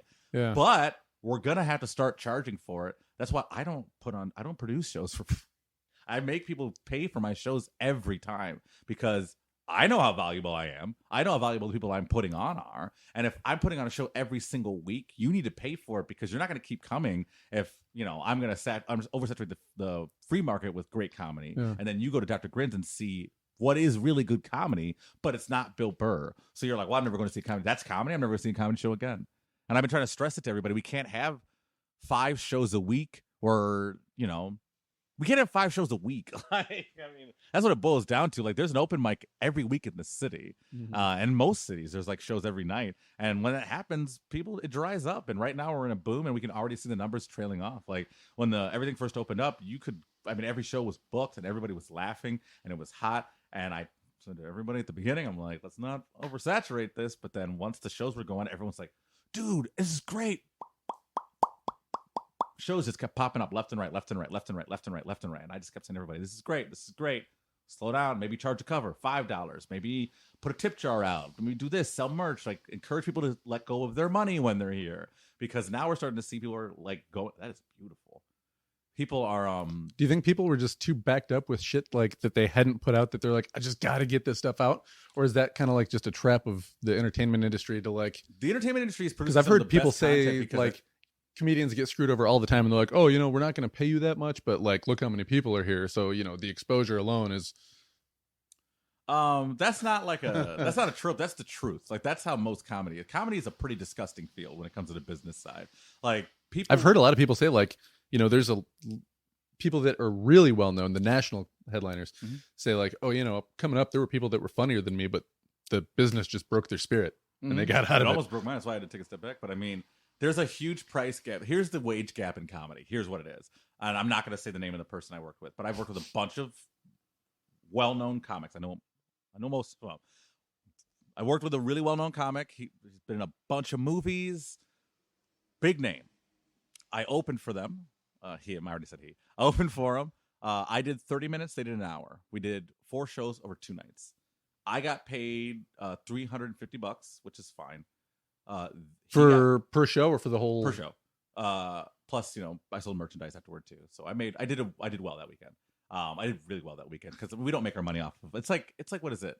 Movie theaters don't make their money off ticket sales. They make it off concessions. Yeah. Like that's how comedy is. We do not gas money is what we make off of like the door, unless you're the person I'm opening for. But I made more than enough money. I made rent money actually that weekend. But the person I opened for, the headliner, who they're famous. I think they're very talented. They're a great actor. I know I'm a funnier comedian than them. They made, I think, $35,000 the weekend. That's the price gap. Like that's the gap in comedy. 350 to 35,000. Mm-hmm. I mean, and then let's go down lower to like your. But then what do you say though when someone's like, well, yeah, but you wouldn't have made that much money if that name hadn't drawn those people to that show? Well, first of all, nobody ever says that because I acknowledge where I'm at in my career. I acknowledge that I haven't earned that yet. Mm-hmm. I'm not a bitter person. Like I get where I'm at. Like I've only been doing comedy however long I've been doing it, and I can do a weekend with this person. So I know where I'm at. I mean, I was my 3rd year in comedy. I opened for fucking Jimmy Walker from Good Times. Like, Dynamite. Yeah, like we were doing 2 New Year's Eve shows in one night in a very big barbecue restaurant. And he was pissed because he's Jimmy Walker. And he's like, they got me out here at a barbecue place on New Year's Eve. I'm Jimmy Walker. I got nominated for 18 Emmy Awards. And I'm like, I'm opening for Jimmy Walker. So like, I've always been aware of where I'm at in my career. So I'm not mad that I went out for 2 nights, got to work with a person I respect, and made my rent money. Yeah. I'm living the dream. Right. Am I mad about the price gap? Yeah, a little bit, but... if I could say the name of the person, like you'd understand the price gap. Yeah. The problem comes when you go down lower, like to the Tom Segura, Burt Kreischer, those kinds of names. Not them specifically. No, but just people that are at that level of like, internet followers and yada, yada, That yada, price gap is those are people that work the same venues as me. The same venues, the same clubs. And I will I'll headline, right? A club. Or I'll feature a club. Or I'll headline a one-nighter. And they will headline the same one-nighter. And we'll draw the same amount of people because the people go for the venue, right? Like somebody, they got a famous one-nighter out in Poughkeepsie. That's like the place everybody uses for widgets. One-nighter out in Poughkeepsie, right? It pays, I'll get told by the booker, it pays $800 for one night. You get a hotel room and food and drinks. I'm like, bet. It's like, that's the flat rate. We pay that to everybody. I'm like, cool. But then I see Nikki Glaser was there 2 weekends before me. Now, I know Nikki Glaser is not working for $800. Right.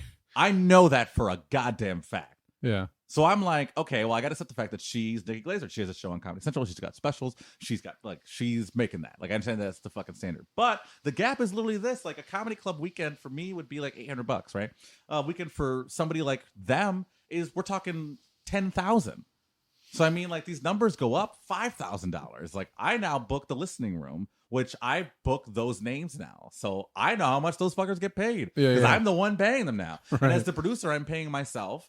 And then I pay my host, and I pay my feature. And I know the price gap. And the gap between the headliners and the features of my show is $400. And I know that it's a big gap, but I made it smaller because I'm running the show for one thing. And I don't want that fucking gap to be that big. And two, like... At most, that's only one more digit.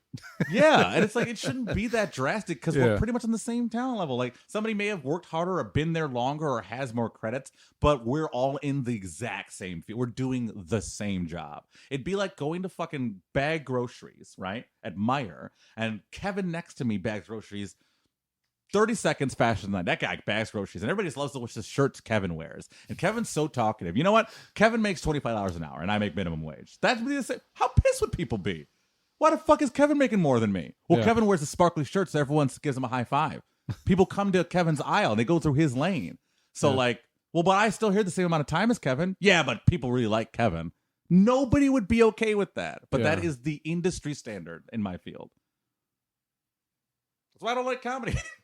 Like, I still love comedy, but I don't like the fucking industry. But that's not unique only to comedy, is it? No, like, but I'm only a comedian. That's entertainment wide, though. Like that, it is to an extent. It seems like shady shit just kind of follows you around and Entertainment's but just I'm not. fucked up. Like I'm now in the part where I've been negotiating with CAA agents and stuff, and like all these like big like Hollywood agents, and I don't like talking to those people. Those people scare me. Like those people, I'm like, these people could probably con me out of my apartment. Yeah, like, I don't know how, but I'll be homeless by the end of this conversation. Like they're good. Yeah, and like the more I got into the business side of comedy, the more I didn't want to be a part of it. Like the more I made myself independent, the more I was like, I don't want to be tied to anybody. And now I'm not. Like everything's in my name when it comes to my career. Like the only thing I'm represented for my voiceover and acting and stuff. But I mean, it took me. I worked with another agency before that for comedy. I hated them. They were awful. They were terrible. They were gatekeeping pieces of shit, racist practices, misogynistic practices. Funny business comedy agency is what it's called. I hated working for them, and so I left them. Were they the ones that set you up with that Roseville show? No, that was a different person. I mean, I'll give you an example of something from a guy who no longer works for this agency for good reason. But I mean, he worked for them when I first started doing gigs for them. And he helped book a Oddball Comedy Festival in Detroit. And I was at a bar and he was there. And I walked up to him and I was like, oh, hey, good seeing you. How you been? The small talk, doing the fucking shit you're supposed to do. Right. And then I say, hey, if there's any drops at Oddball, let me know. I'll be there in a second. And he looks me dead in the eyes and he just says, well, we already got a black comic from Michigan on the lineup, so we don't want to ruin the novelty. And he goes back to his drink. Then I post about this years later, right? I'm established. I can say whatever the fuck I want at this point. I don't work for them anymore. Yeah. I don't really care. I post about this, right? That same guy who no longer works for that company comments and says, oh man, I used to see this happen all the time when I worked for this agency. It's disgusting. It's really like the motherfucker. The guy who said it to me didn't even realize it was him I was talking about. So I fucking said, fuck that agency, left them. Now I'm represented by like fucking Productions Plus agency. And they're great. Like they're fantastic. They're polite, they're kind, they work for me. They're not like jerking me around. I don't feel like untrusting of them. Like it's just when you find like that right group of representation, you really feel like they care about you. Yeah. And I'm able to just now focus on like doing the things I'm passionate about, learning about art, having friends over to watch movies in the middle of the day instead of having to book 1,000 comedy shows a month by myself and run my own shows and find my own voiceover, promote everything on social media. And now I can just like relax and I can I get my voiceover work done 3, 4, 5 times a week and it pays my fucking rent. And the rest of my time is just like hanging out. Like, I wish I could be a voiceover person at any level, just because I hear that the hours for that, like for the amount of time that you work, for the pay that you get, it's about the best gig there is. Yeah, it is. I mean, and I'm not shy. Like an example is I did a gig for a company. I won't say the name of the company. I did a gig one time where they came in and had me read for an hour and they paid me $1,000. Woo! And it's like, you can't teach a voice. Like you can't. Like that's the thing. Like, that's like 2 weeks of substitute teaching. Well, I mean, it's one of those things where you go in and like the thing will say to you, like the read will say, we're looking for a, early 40s warm but gentle voice that feels reassuring. And it's like, yeah, that's worth $1,000. Like, somebody can get that specific. Like to say, like to read something. I had somebody. So did you just give them like a young Morgan Freeman? Well, I told them that I could walk them to anything they needed very carefully and very subtly, so that they feel safe and warm inside. So that the next thing they put together maybe feels a little easier. Yeah, it's very like, but they did specifically say, because I sent them a first draft back, and I just talked to them like this, very slowly, very directly, and they were like, "Well, you can't just do Morgan Freeman." I was like, it seems like what you're asking for. Yeah. Like it was. I wish I had the email still. It was 7 emails that we kept sending back and forth between me and this hashtag client. Justice for Morgan. Where I kept it literally was like them just me tweaking it so it was less and less like Morgan Freeman until it was still the idea, but you could tell it wasn't. Yeah. It's like, and that's the basis of any real character. It was like halfway between Morgan Freeman and Are You in Good Hands? That guy? Yeah, well, yeah, the Allstate man. Are you in good hands? Like, it's pretty much like Dennis find Haysbert? Dennis Haysbert, yeah. Yes. Used to love that guy in Mr. Great Baseball. voice. Do you ever see that movie with Tom Selleck? No. It was this terrible old 90s baseball movie. So terrible that it was great. Sure. Tom Selleck played a guy from the New York Yankees who was aging, and the Yankees were like, we traded you to Japan. My dad loved it. I haven't watched it. And my favorite joke from that movie was when he finds out he's traded to a team in Japan, he goes, what? I led the major leagues in 9th inning doubles in the month of August. And they're like, just look at each other like, okay. The month of August. I don't know. You ever seen Major League? Another great baseball movie. Yeah. I saw all the major leagues, even the terrible ones that should never been made. Yeah. But yeah, it's just I'm glad that now I just can be an artist. Like I don't have to be a comedian. There's so many comedians. I had another comedian reach out to me one day, and he was like, at first I thought that your social media, because my Facebook was always very personal. There's a lot of funny stuff too, but like it was all like a lot of my personality on it. Mm-hmm. And he was like, I just think that your Facebook was weird, and I realized it was just you being yourself. Because like if you look at comedians' Facebooks, they're very professional and streamlined. Yeah. Like, you don't get a much sense of them as a person. Like it's all coming out to see me at the Funny Bone in Tacoma, Washington next Thursday, or it's some viral video, maybe 15 minutes of a set. Yeah, it's never like where they're going to be next them week. or who they are. You don't learn who they are. Sure. And so once I like got rid of the idea that I had to be a comedian on social media, I was looking at it like, what's he trying to do here? Yeah, he's just being himself. They're trying to figure me out. Is this some kind of bit? Yeah, it's unusual, but like it's a crutch that a lot of comedians have, and I think it's what leads to a lot of comedians like mental health problems. Honestly, is this idea that we're not allowed to be anything besides comedians. Well, that's something that I thought about, and what was I watching just the other day? There was a comedian. Oh, it was It happened a couple of times where I've seen comedians try to say something very serious, and like one of them was Rowan Atkinson, Mr. Bean.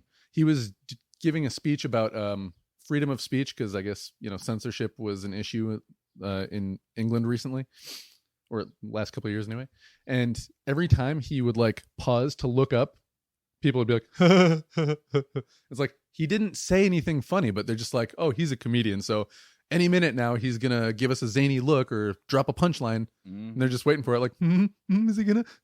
Then he's like, "Thank you for your time," walks away, and people are just like, "That wasn't funny, dude." It took legitimately a solid year of me like forcing people to treat me with like respect, to take me seriously in the last year, because like when I transitioned, like I knew no one's gonna take me seriously as an artist. If they thought of me as just a comedian, right? And so I kind of had to flush my personality on social media.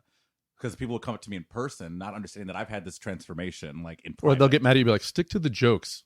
Well, it's not even online. Yeah, I had to. That's why I left Facebook, because like I wasn't allowed to be a person. Like I was like, this is fucking bullshit. Like I can't. I look at someone's profile who tells me that I should be funny, right? But their profile is all political shit, like fucking like commentary and social shit. And I'm like, what the fuck do you do are you a politician? Are you a social worker? What do you do? Oh, you're a garbage man.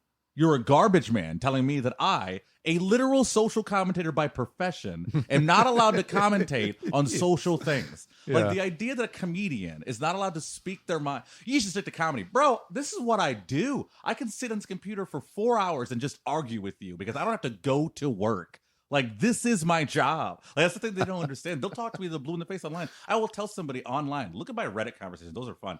Because people get so mad at me and they'll be like, you got anything better to you? I'm like, nigga, this is my job. Like, you don't get it. Like, you don't have anything better to do right now. My job is to get you pissed off and let you realize how dumb this interaction is. Like, they don't even understand that, like, it's not that it gets me off. It's just that, like, I genuinely am intrigued to hear how mad you can get. Yeah. Because, like, it's stupid that you're this mad. And, like, if I have a point to get across, I'm going to get my point across. And if I see you're going to be going in circles, I'll just stop talking to you. And then when I stop talking to them, they get really pissed off. But it's like, I'm a comedian second, fourth, fifth, sixth, but I'm like a person first.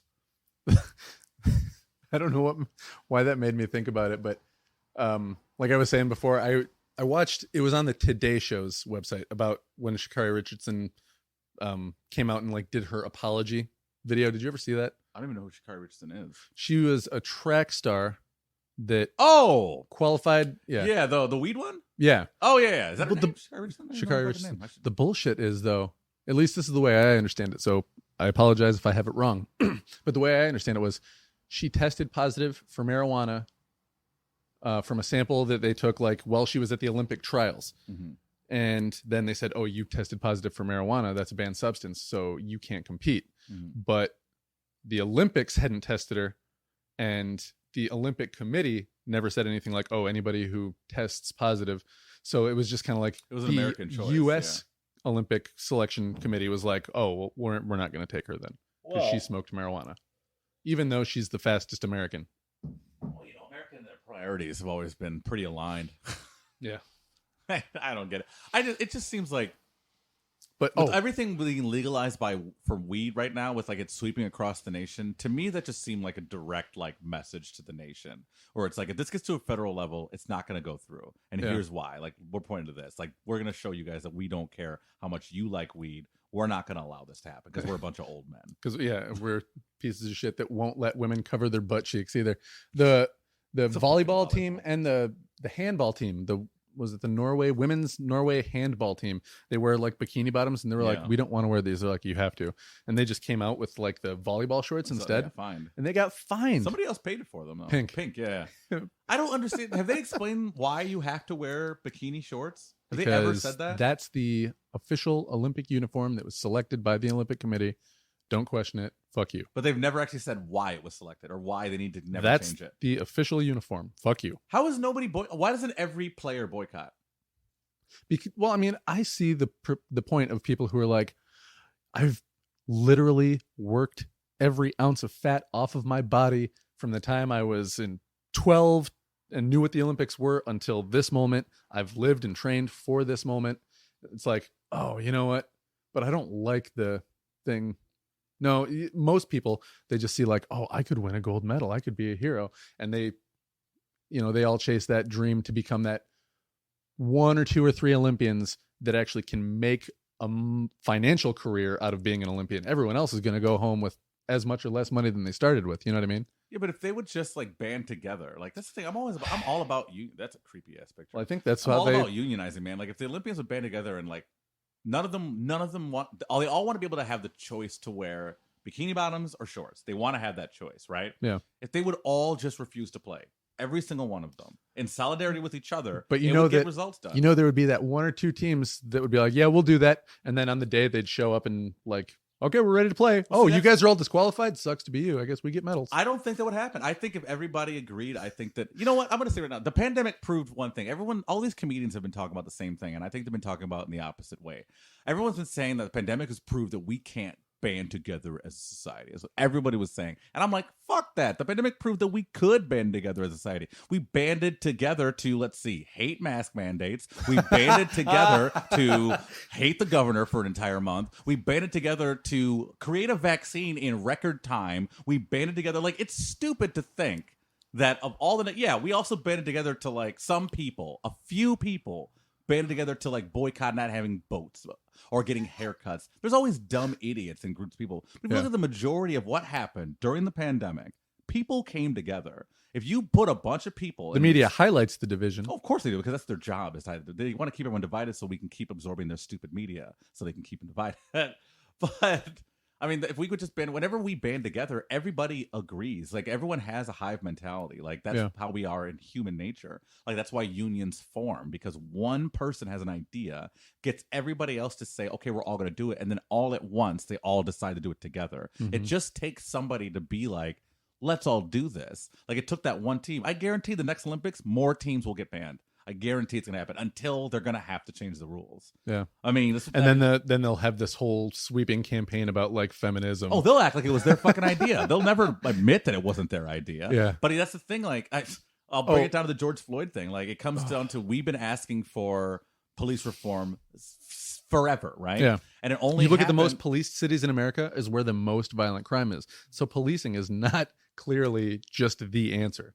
Right, but it's the type of policing we need to do. Yeah. The problem came when it happened. The reform was finally being pushed forward, and the reasoning behind it was being questioned by people in the black community. It was all, well, white people only care because they're all sitting at home doing nothing, which is the negative side to look at what is a true statement. You are correct. Things happened because white people finally gave a shit because they saw it. Yeah. They had to sit at home and stare at their phones for 6 months. Well, I mean, a lot of people, myself included, I didn't know what Juneteenth was until my senior year in high school, where I went to a 95% white high school. Yeah. I dated one of the few black girls that went to my high school, and she was like, oh, hey, it's Juneteenth. I was like, what is that? I didn't learn it until I was 18 years old, not from school, but from one of the few black people that I knew. Yeah. You know what I mean? But like they all had to band together, and because they're all sitting at home, they all decided to fucking protest and put their temporary profile photos up and blah blah blah blah blah. Do I hate the fact that it was all out of convenience, that a bunch of that white people finally decided to like speak up for us and help use the substantial voice they have in this country to actually propel change? Yes, it really pisses me off that it took a pandemic, a murder so disgusting and so unconscionable for people to give a shit. Yeah, it pisses every single black person off in America. But we need to understand that the positive of it is the fact that it happened. We got reform, or we're getting reform by the fact that everybody got with the pandemic, everybody came. So instead of just highlighting the negatives of what happened, we could just as easily highlight the positive. Yeah. But we as humans are latching on to like division and controversy. So I mean, you take the media out of it, and we naturally did it to ourselves. Where we as societies, were in black culture, we're like, well, fuck white people for only caring right now. Yeah. How come they only cared right now? And it's like, bro, they're trying to help now, and we are creating our own divide. The media didn't do that shit. That was us who did it. Yeah. And it was all because like as human beings, we like need conflict, and we need to like have divisiveness. It's why people love to argue, and why people want to be mad, and people love being pitied, and people tell you about the worst thing that happens to you when you first see them. You get in the car, oh, I've had the worst day, this or people can't wait to tell you like, oh, did you hear that Kobe died? Like, yeah. And it's like, I don't know how many people are like, hey, did you hear Kobe? Like, yeah, dude. Like, do you just walk around telling everybody?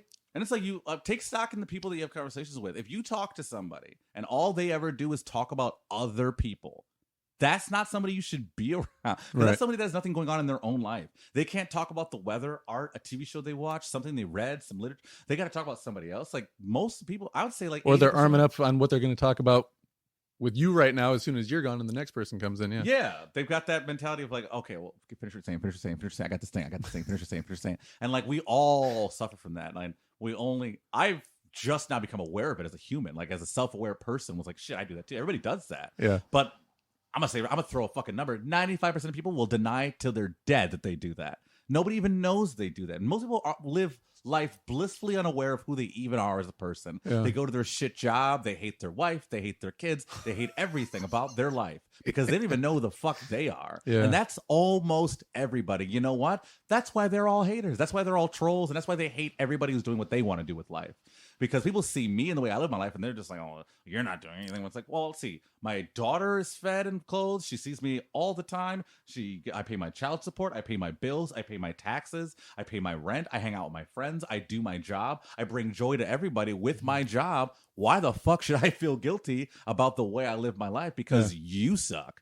Like, people get mad at me online just because they're mad that they chose to not be themselves. And they can't figure out who the fuck they are. And so we just like get mad and want to divide, and the fucking government is in charge of the media and they want to stay in charge, so they tell them what to do, and the divide keeps going, and yada yada yada, blah blah blah blah. And I'm just done with it. Like, I just don't want to do that anymore, and I'm not about that like that negative energy or that lifestyle, because like American lifestyle is a negative lifestyle. American culture is a negative culture. Donald Trump ran a campaign that stupid people were dumb enough to not even understand was insulting the country itself. Make America great again. Like, these idiots can't even realize. I can't get your voice out of my head. No, you fucking don't. I have a great relationship with the blacks. Yeah, no, you fucking don't. Like, he just shoveled all this shit to people, and they're just like, yeah. And it's like, he said it. It's true. He exposed how stupid Americans are on the whole. Like, on the whole. Like, they're after 4 years in, they're like, whoa, we regretted making that decision. He fucking played you like a fiddle, man. Like, what are you talking about? And it was like when Chappelle was talking about how like poor white people are the ones he felt the most sorry for. Yeah. It's like, y'all think that Donald Trump's here for you. Nigga, I'm rich. Donald Trump's here for me. Like, he bamboozled everybody, got filthy rich for 4 years, got everybody else rich, even richer, and then fucking skedaddle. And they're voting him in, trying to vote him in again. And he's still getting richer too. One time I went to his website. I was like, hey, check this out. You go to donaldjtrump.com or whatever it is. And the first thing you see is donate now. You scroll down a little bit, donate now. You scroll down a little bit, donate now. You scroll down a little bit more, buy a hat, buy a flag. Scroll down a little bit more, donate now. Like, hardly any information, just give us money this way, this way, this way, this way, this way, this way, or this way. Stop the steal. He literally told everybody. He said to everybody, he said, drain the swamp. They're all corrupt. I'm going to run this country like a business. Like, wait. What? Like, nobody like was like, drain the swamp. Yeah. Get Hillary out of there. All about us is corrupt. They run us. We're going to run ourselves like a... Wait a minute. Hold up. I'm going to go in there and tell the Chinese they're motherfuckers. Yay! We like him because he's a maverick. Says what he wants. Man. I just feel bad for like that mentality. It's just like, that's why I left Facebook. It does make it hard for people to not want to see the not divided part of it. You know, even West Michigan media. I remember recently there was something for a Black Lives Matter. I don't know if it was they did like a march somewhere, but anyway, they interviewed one person, and it was a black person who complained about how many white people were there and not enough black people were there, rather than being like, hey, it's great that so many people are like, yeah, we're with you. They're like, we don't want white people's support. We want black people to come out in droves, not white people. Like, why can't you be happy that the white people showed up in the first place? So I've worked with a couple of nonprofits in this city. I have a very sour taste with this city. I love the people. I love the creative scene in the city. I love all the artists, like the creators. Grand Rapids itself, or like the whole West Michigan, Grand Rapids greater area? Grand Rapids specifically, this city. Okay. West Michigan on a whole is West Michigan. It's pretty much like the rest of the fucking Bible Belt in the Midwest and shit.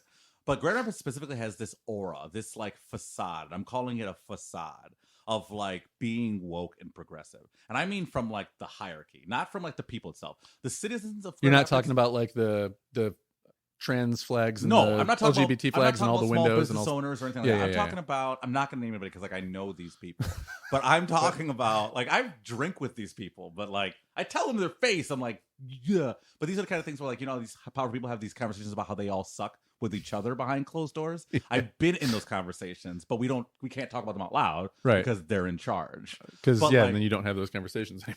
Yeah, it's like those are closed door conversations. Yeah. But like I tell them, and I'm like, the stuff you do is so blatantly, obviously just for photos. Like everything they do is so superficial. Like Breonna Taylor Way.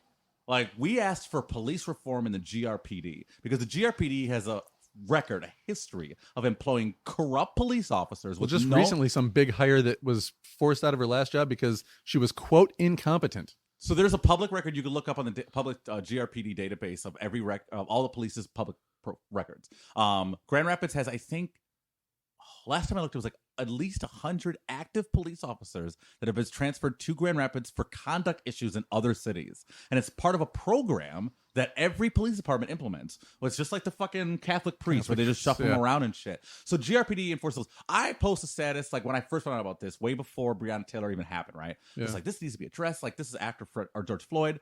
It needs to be addressed. We're asking for police reform. That's all we're asking for. All the street for the picketing. Police reform. Police reform. Police reform. Police reform. Breonna Taylor Way is what we got. And there was a big fucking celebration and an event, and the mayor was there, and like the city planner, and everybody was there, and it was like, look at this great thing we did. Breonna Taylor Way. We put a fucking street sign up. And it's like, that is not change. Yeah. I tagged. Well, and then didn't her family come through and be like, will you please take down all of this art? I tagged the mayor because the mayor and I are friends. I tagged her. And I was like, this is not what we asked for. And I put a fucking big thing on it. And it was in their official like thing, like the mayor's post about it and shared the event. And I tagged her because like I'm friends with her, so I can tag her. And I was like, this is not what we asked for. And I was like, boom, this is a fucking sign on a street corner that doesn't at all address the problem that we are saying we have and the issues that we have. And then I started citing all the stats that I fucking knew. And she got a bunch of likes. She never responded. I saw her again a couple of months later. She never even brought it up.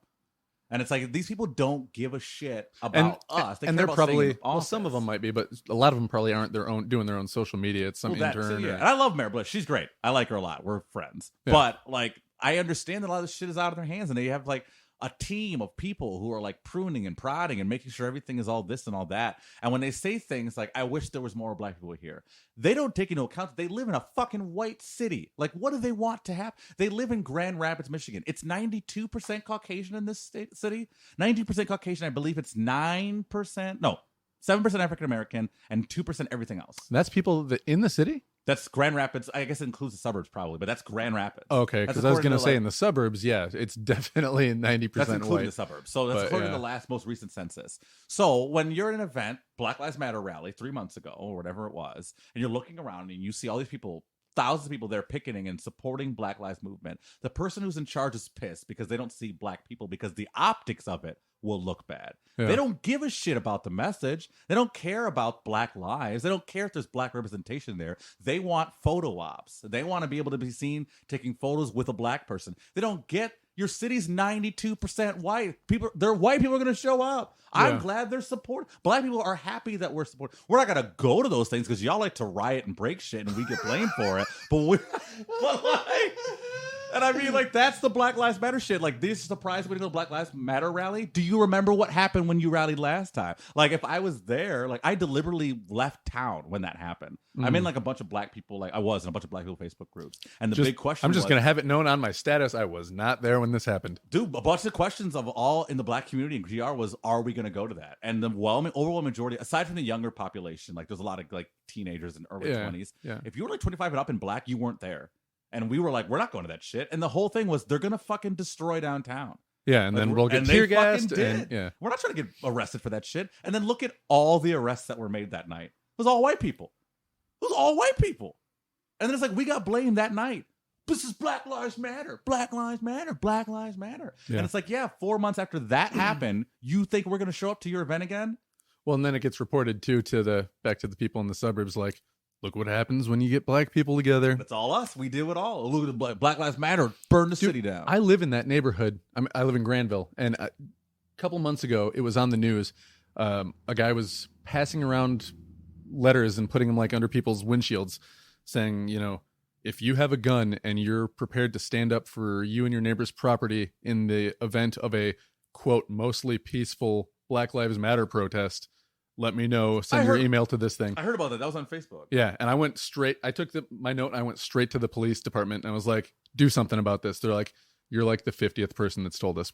I'm like, okay, cool. Do shit about it. And then it ended up getting on the news. Yeah, and they're like, we know who did it. It's just an old guy. Don't worry about him. Like, they don't know. They didn't investigate shit. I had a guy last night. This is how I have a joke. It's a new bit. So if you want to see me do it, come out to Sunday Night Funnies this Sunday night at 9 p.m. I believe it's at the something house. It's on Stocking next to Blue Dog.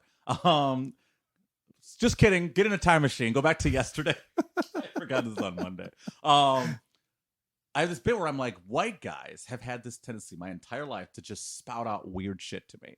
Like, I don't know what it is. And like, I've extrapolated this with other black guys and it's like exclusive to me. I don't know what it is. I think it's just because like I have this like really eloquent, like calming demeanor as opposed to like a really aggressive, like, you know, black person. So like, they just feel like, oh my God, I've always wanted to say some black person. Say yeah.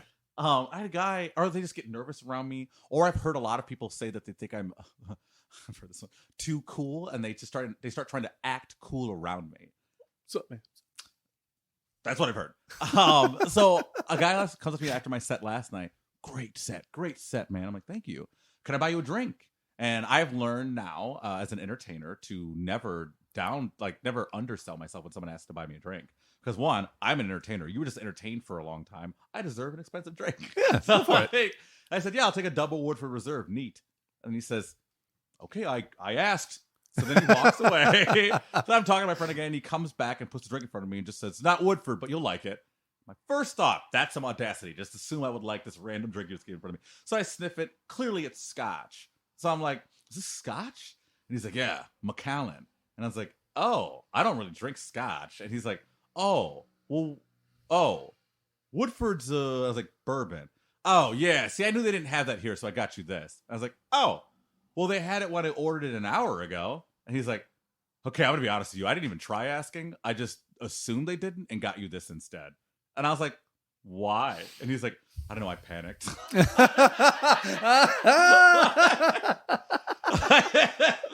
That's... What's that? When I first started comedy, I like was doing this open mic and I didn't have a car at the time.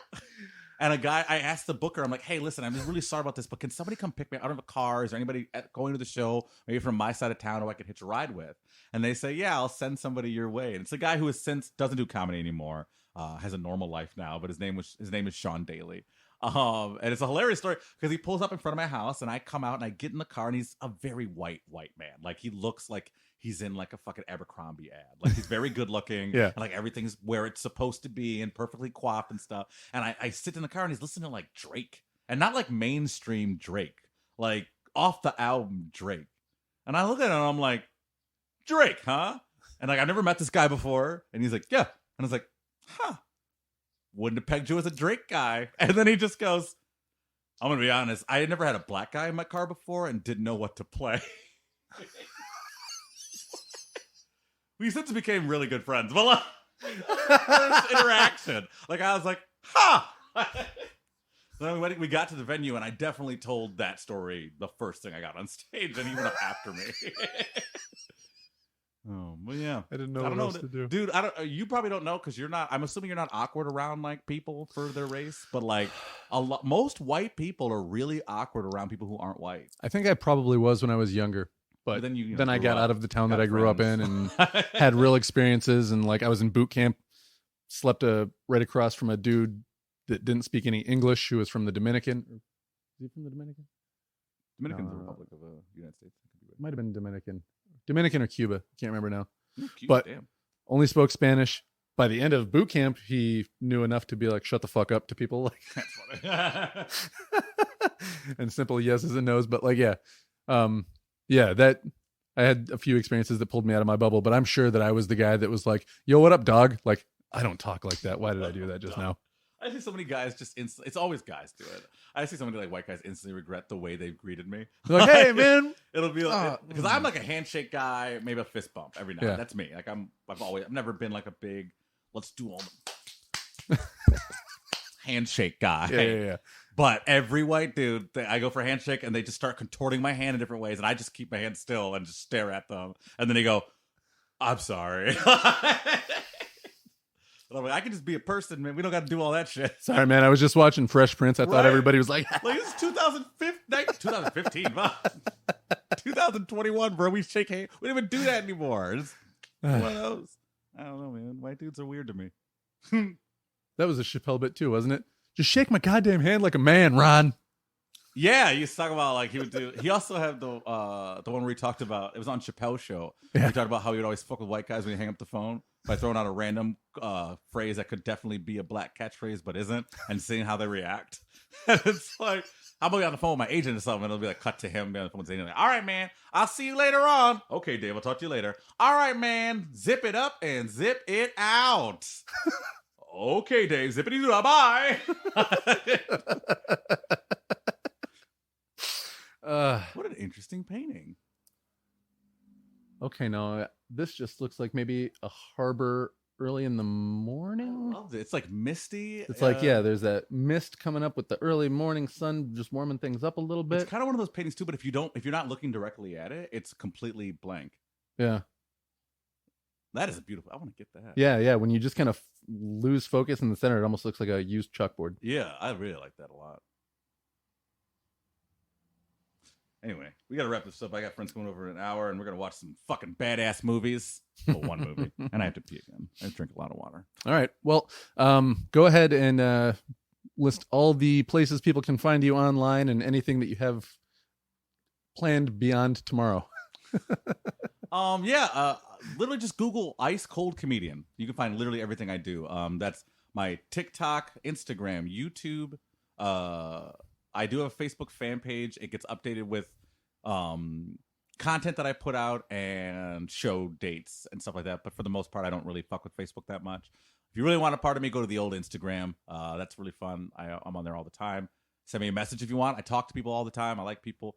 And those are my social medias. As far as other stuff, I mean, you can hear me in different places. You won't know when you hear me, but you can hear me on iHeartRadio all the time. If you hear somebody that sounds vaguely like Dennis Haysbert crossed with Morgan Freeman. I have an NDA with iHeart. I'm not allowed to say what I do for them. So, are you allowed to mention the NDA, or should I even blink that? You're allowed to mention NDAs whenever you have them. I just can't say what I do for them because it's kind of like a fourth wall breaking, kind of like behind the industry secrets thing. But they don't want people to know that a black guy does that. Pretty much, they don't want to know a black guy is there. But yeah, and then as far as finding me, shit, man, you could find me at the Listening Room. for Listen Up Comedy Night starting August 25th. I'm the host. I produce the show, but I also host every night, so you'll see me when I actually do the show. This month we'll have Mary Santora, who had the #1 comedy album on iTunes for 7 months last year. She was named Thrillist Magazine's one of top 100 comedians to watch in America. She's Cleveland's best comedian for the last 3 years straight. And we got her opening up our first night at the listening room after the pandemic. But we've also got names coming in like Ali Sadiq, Chris Kattan, Craig Shoemaker, Mike Eshak, Mandy McKelvey, fucking other big names that I'm not allowed to say. Oh crap, what's the name?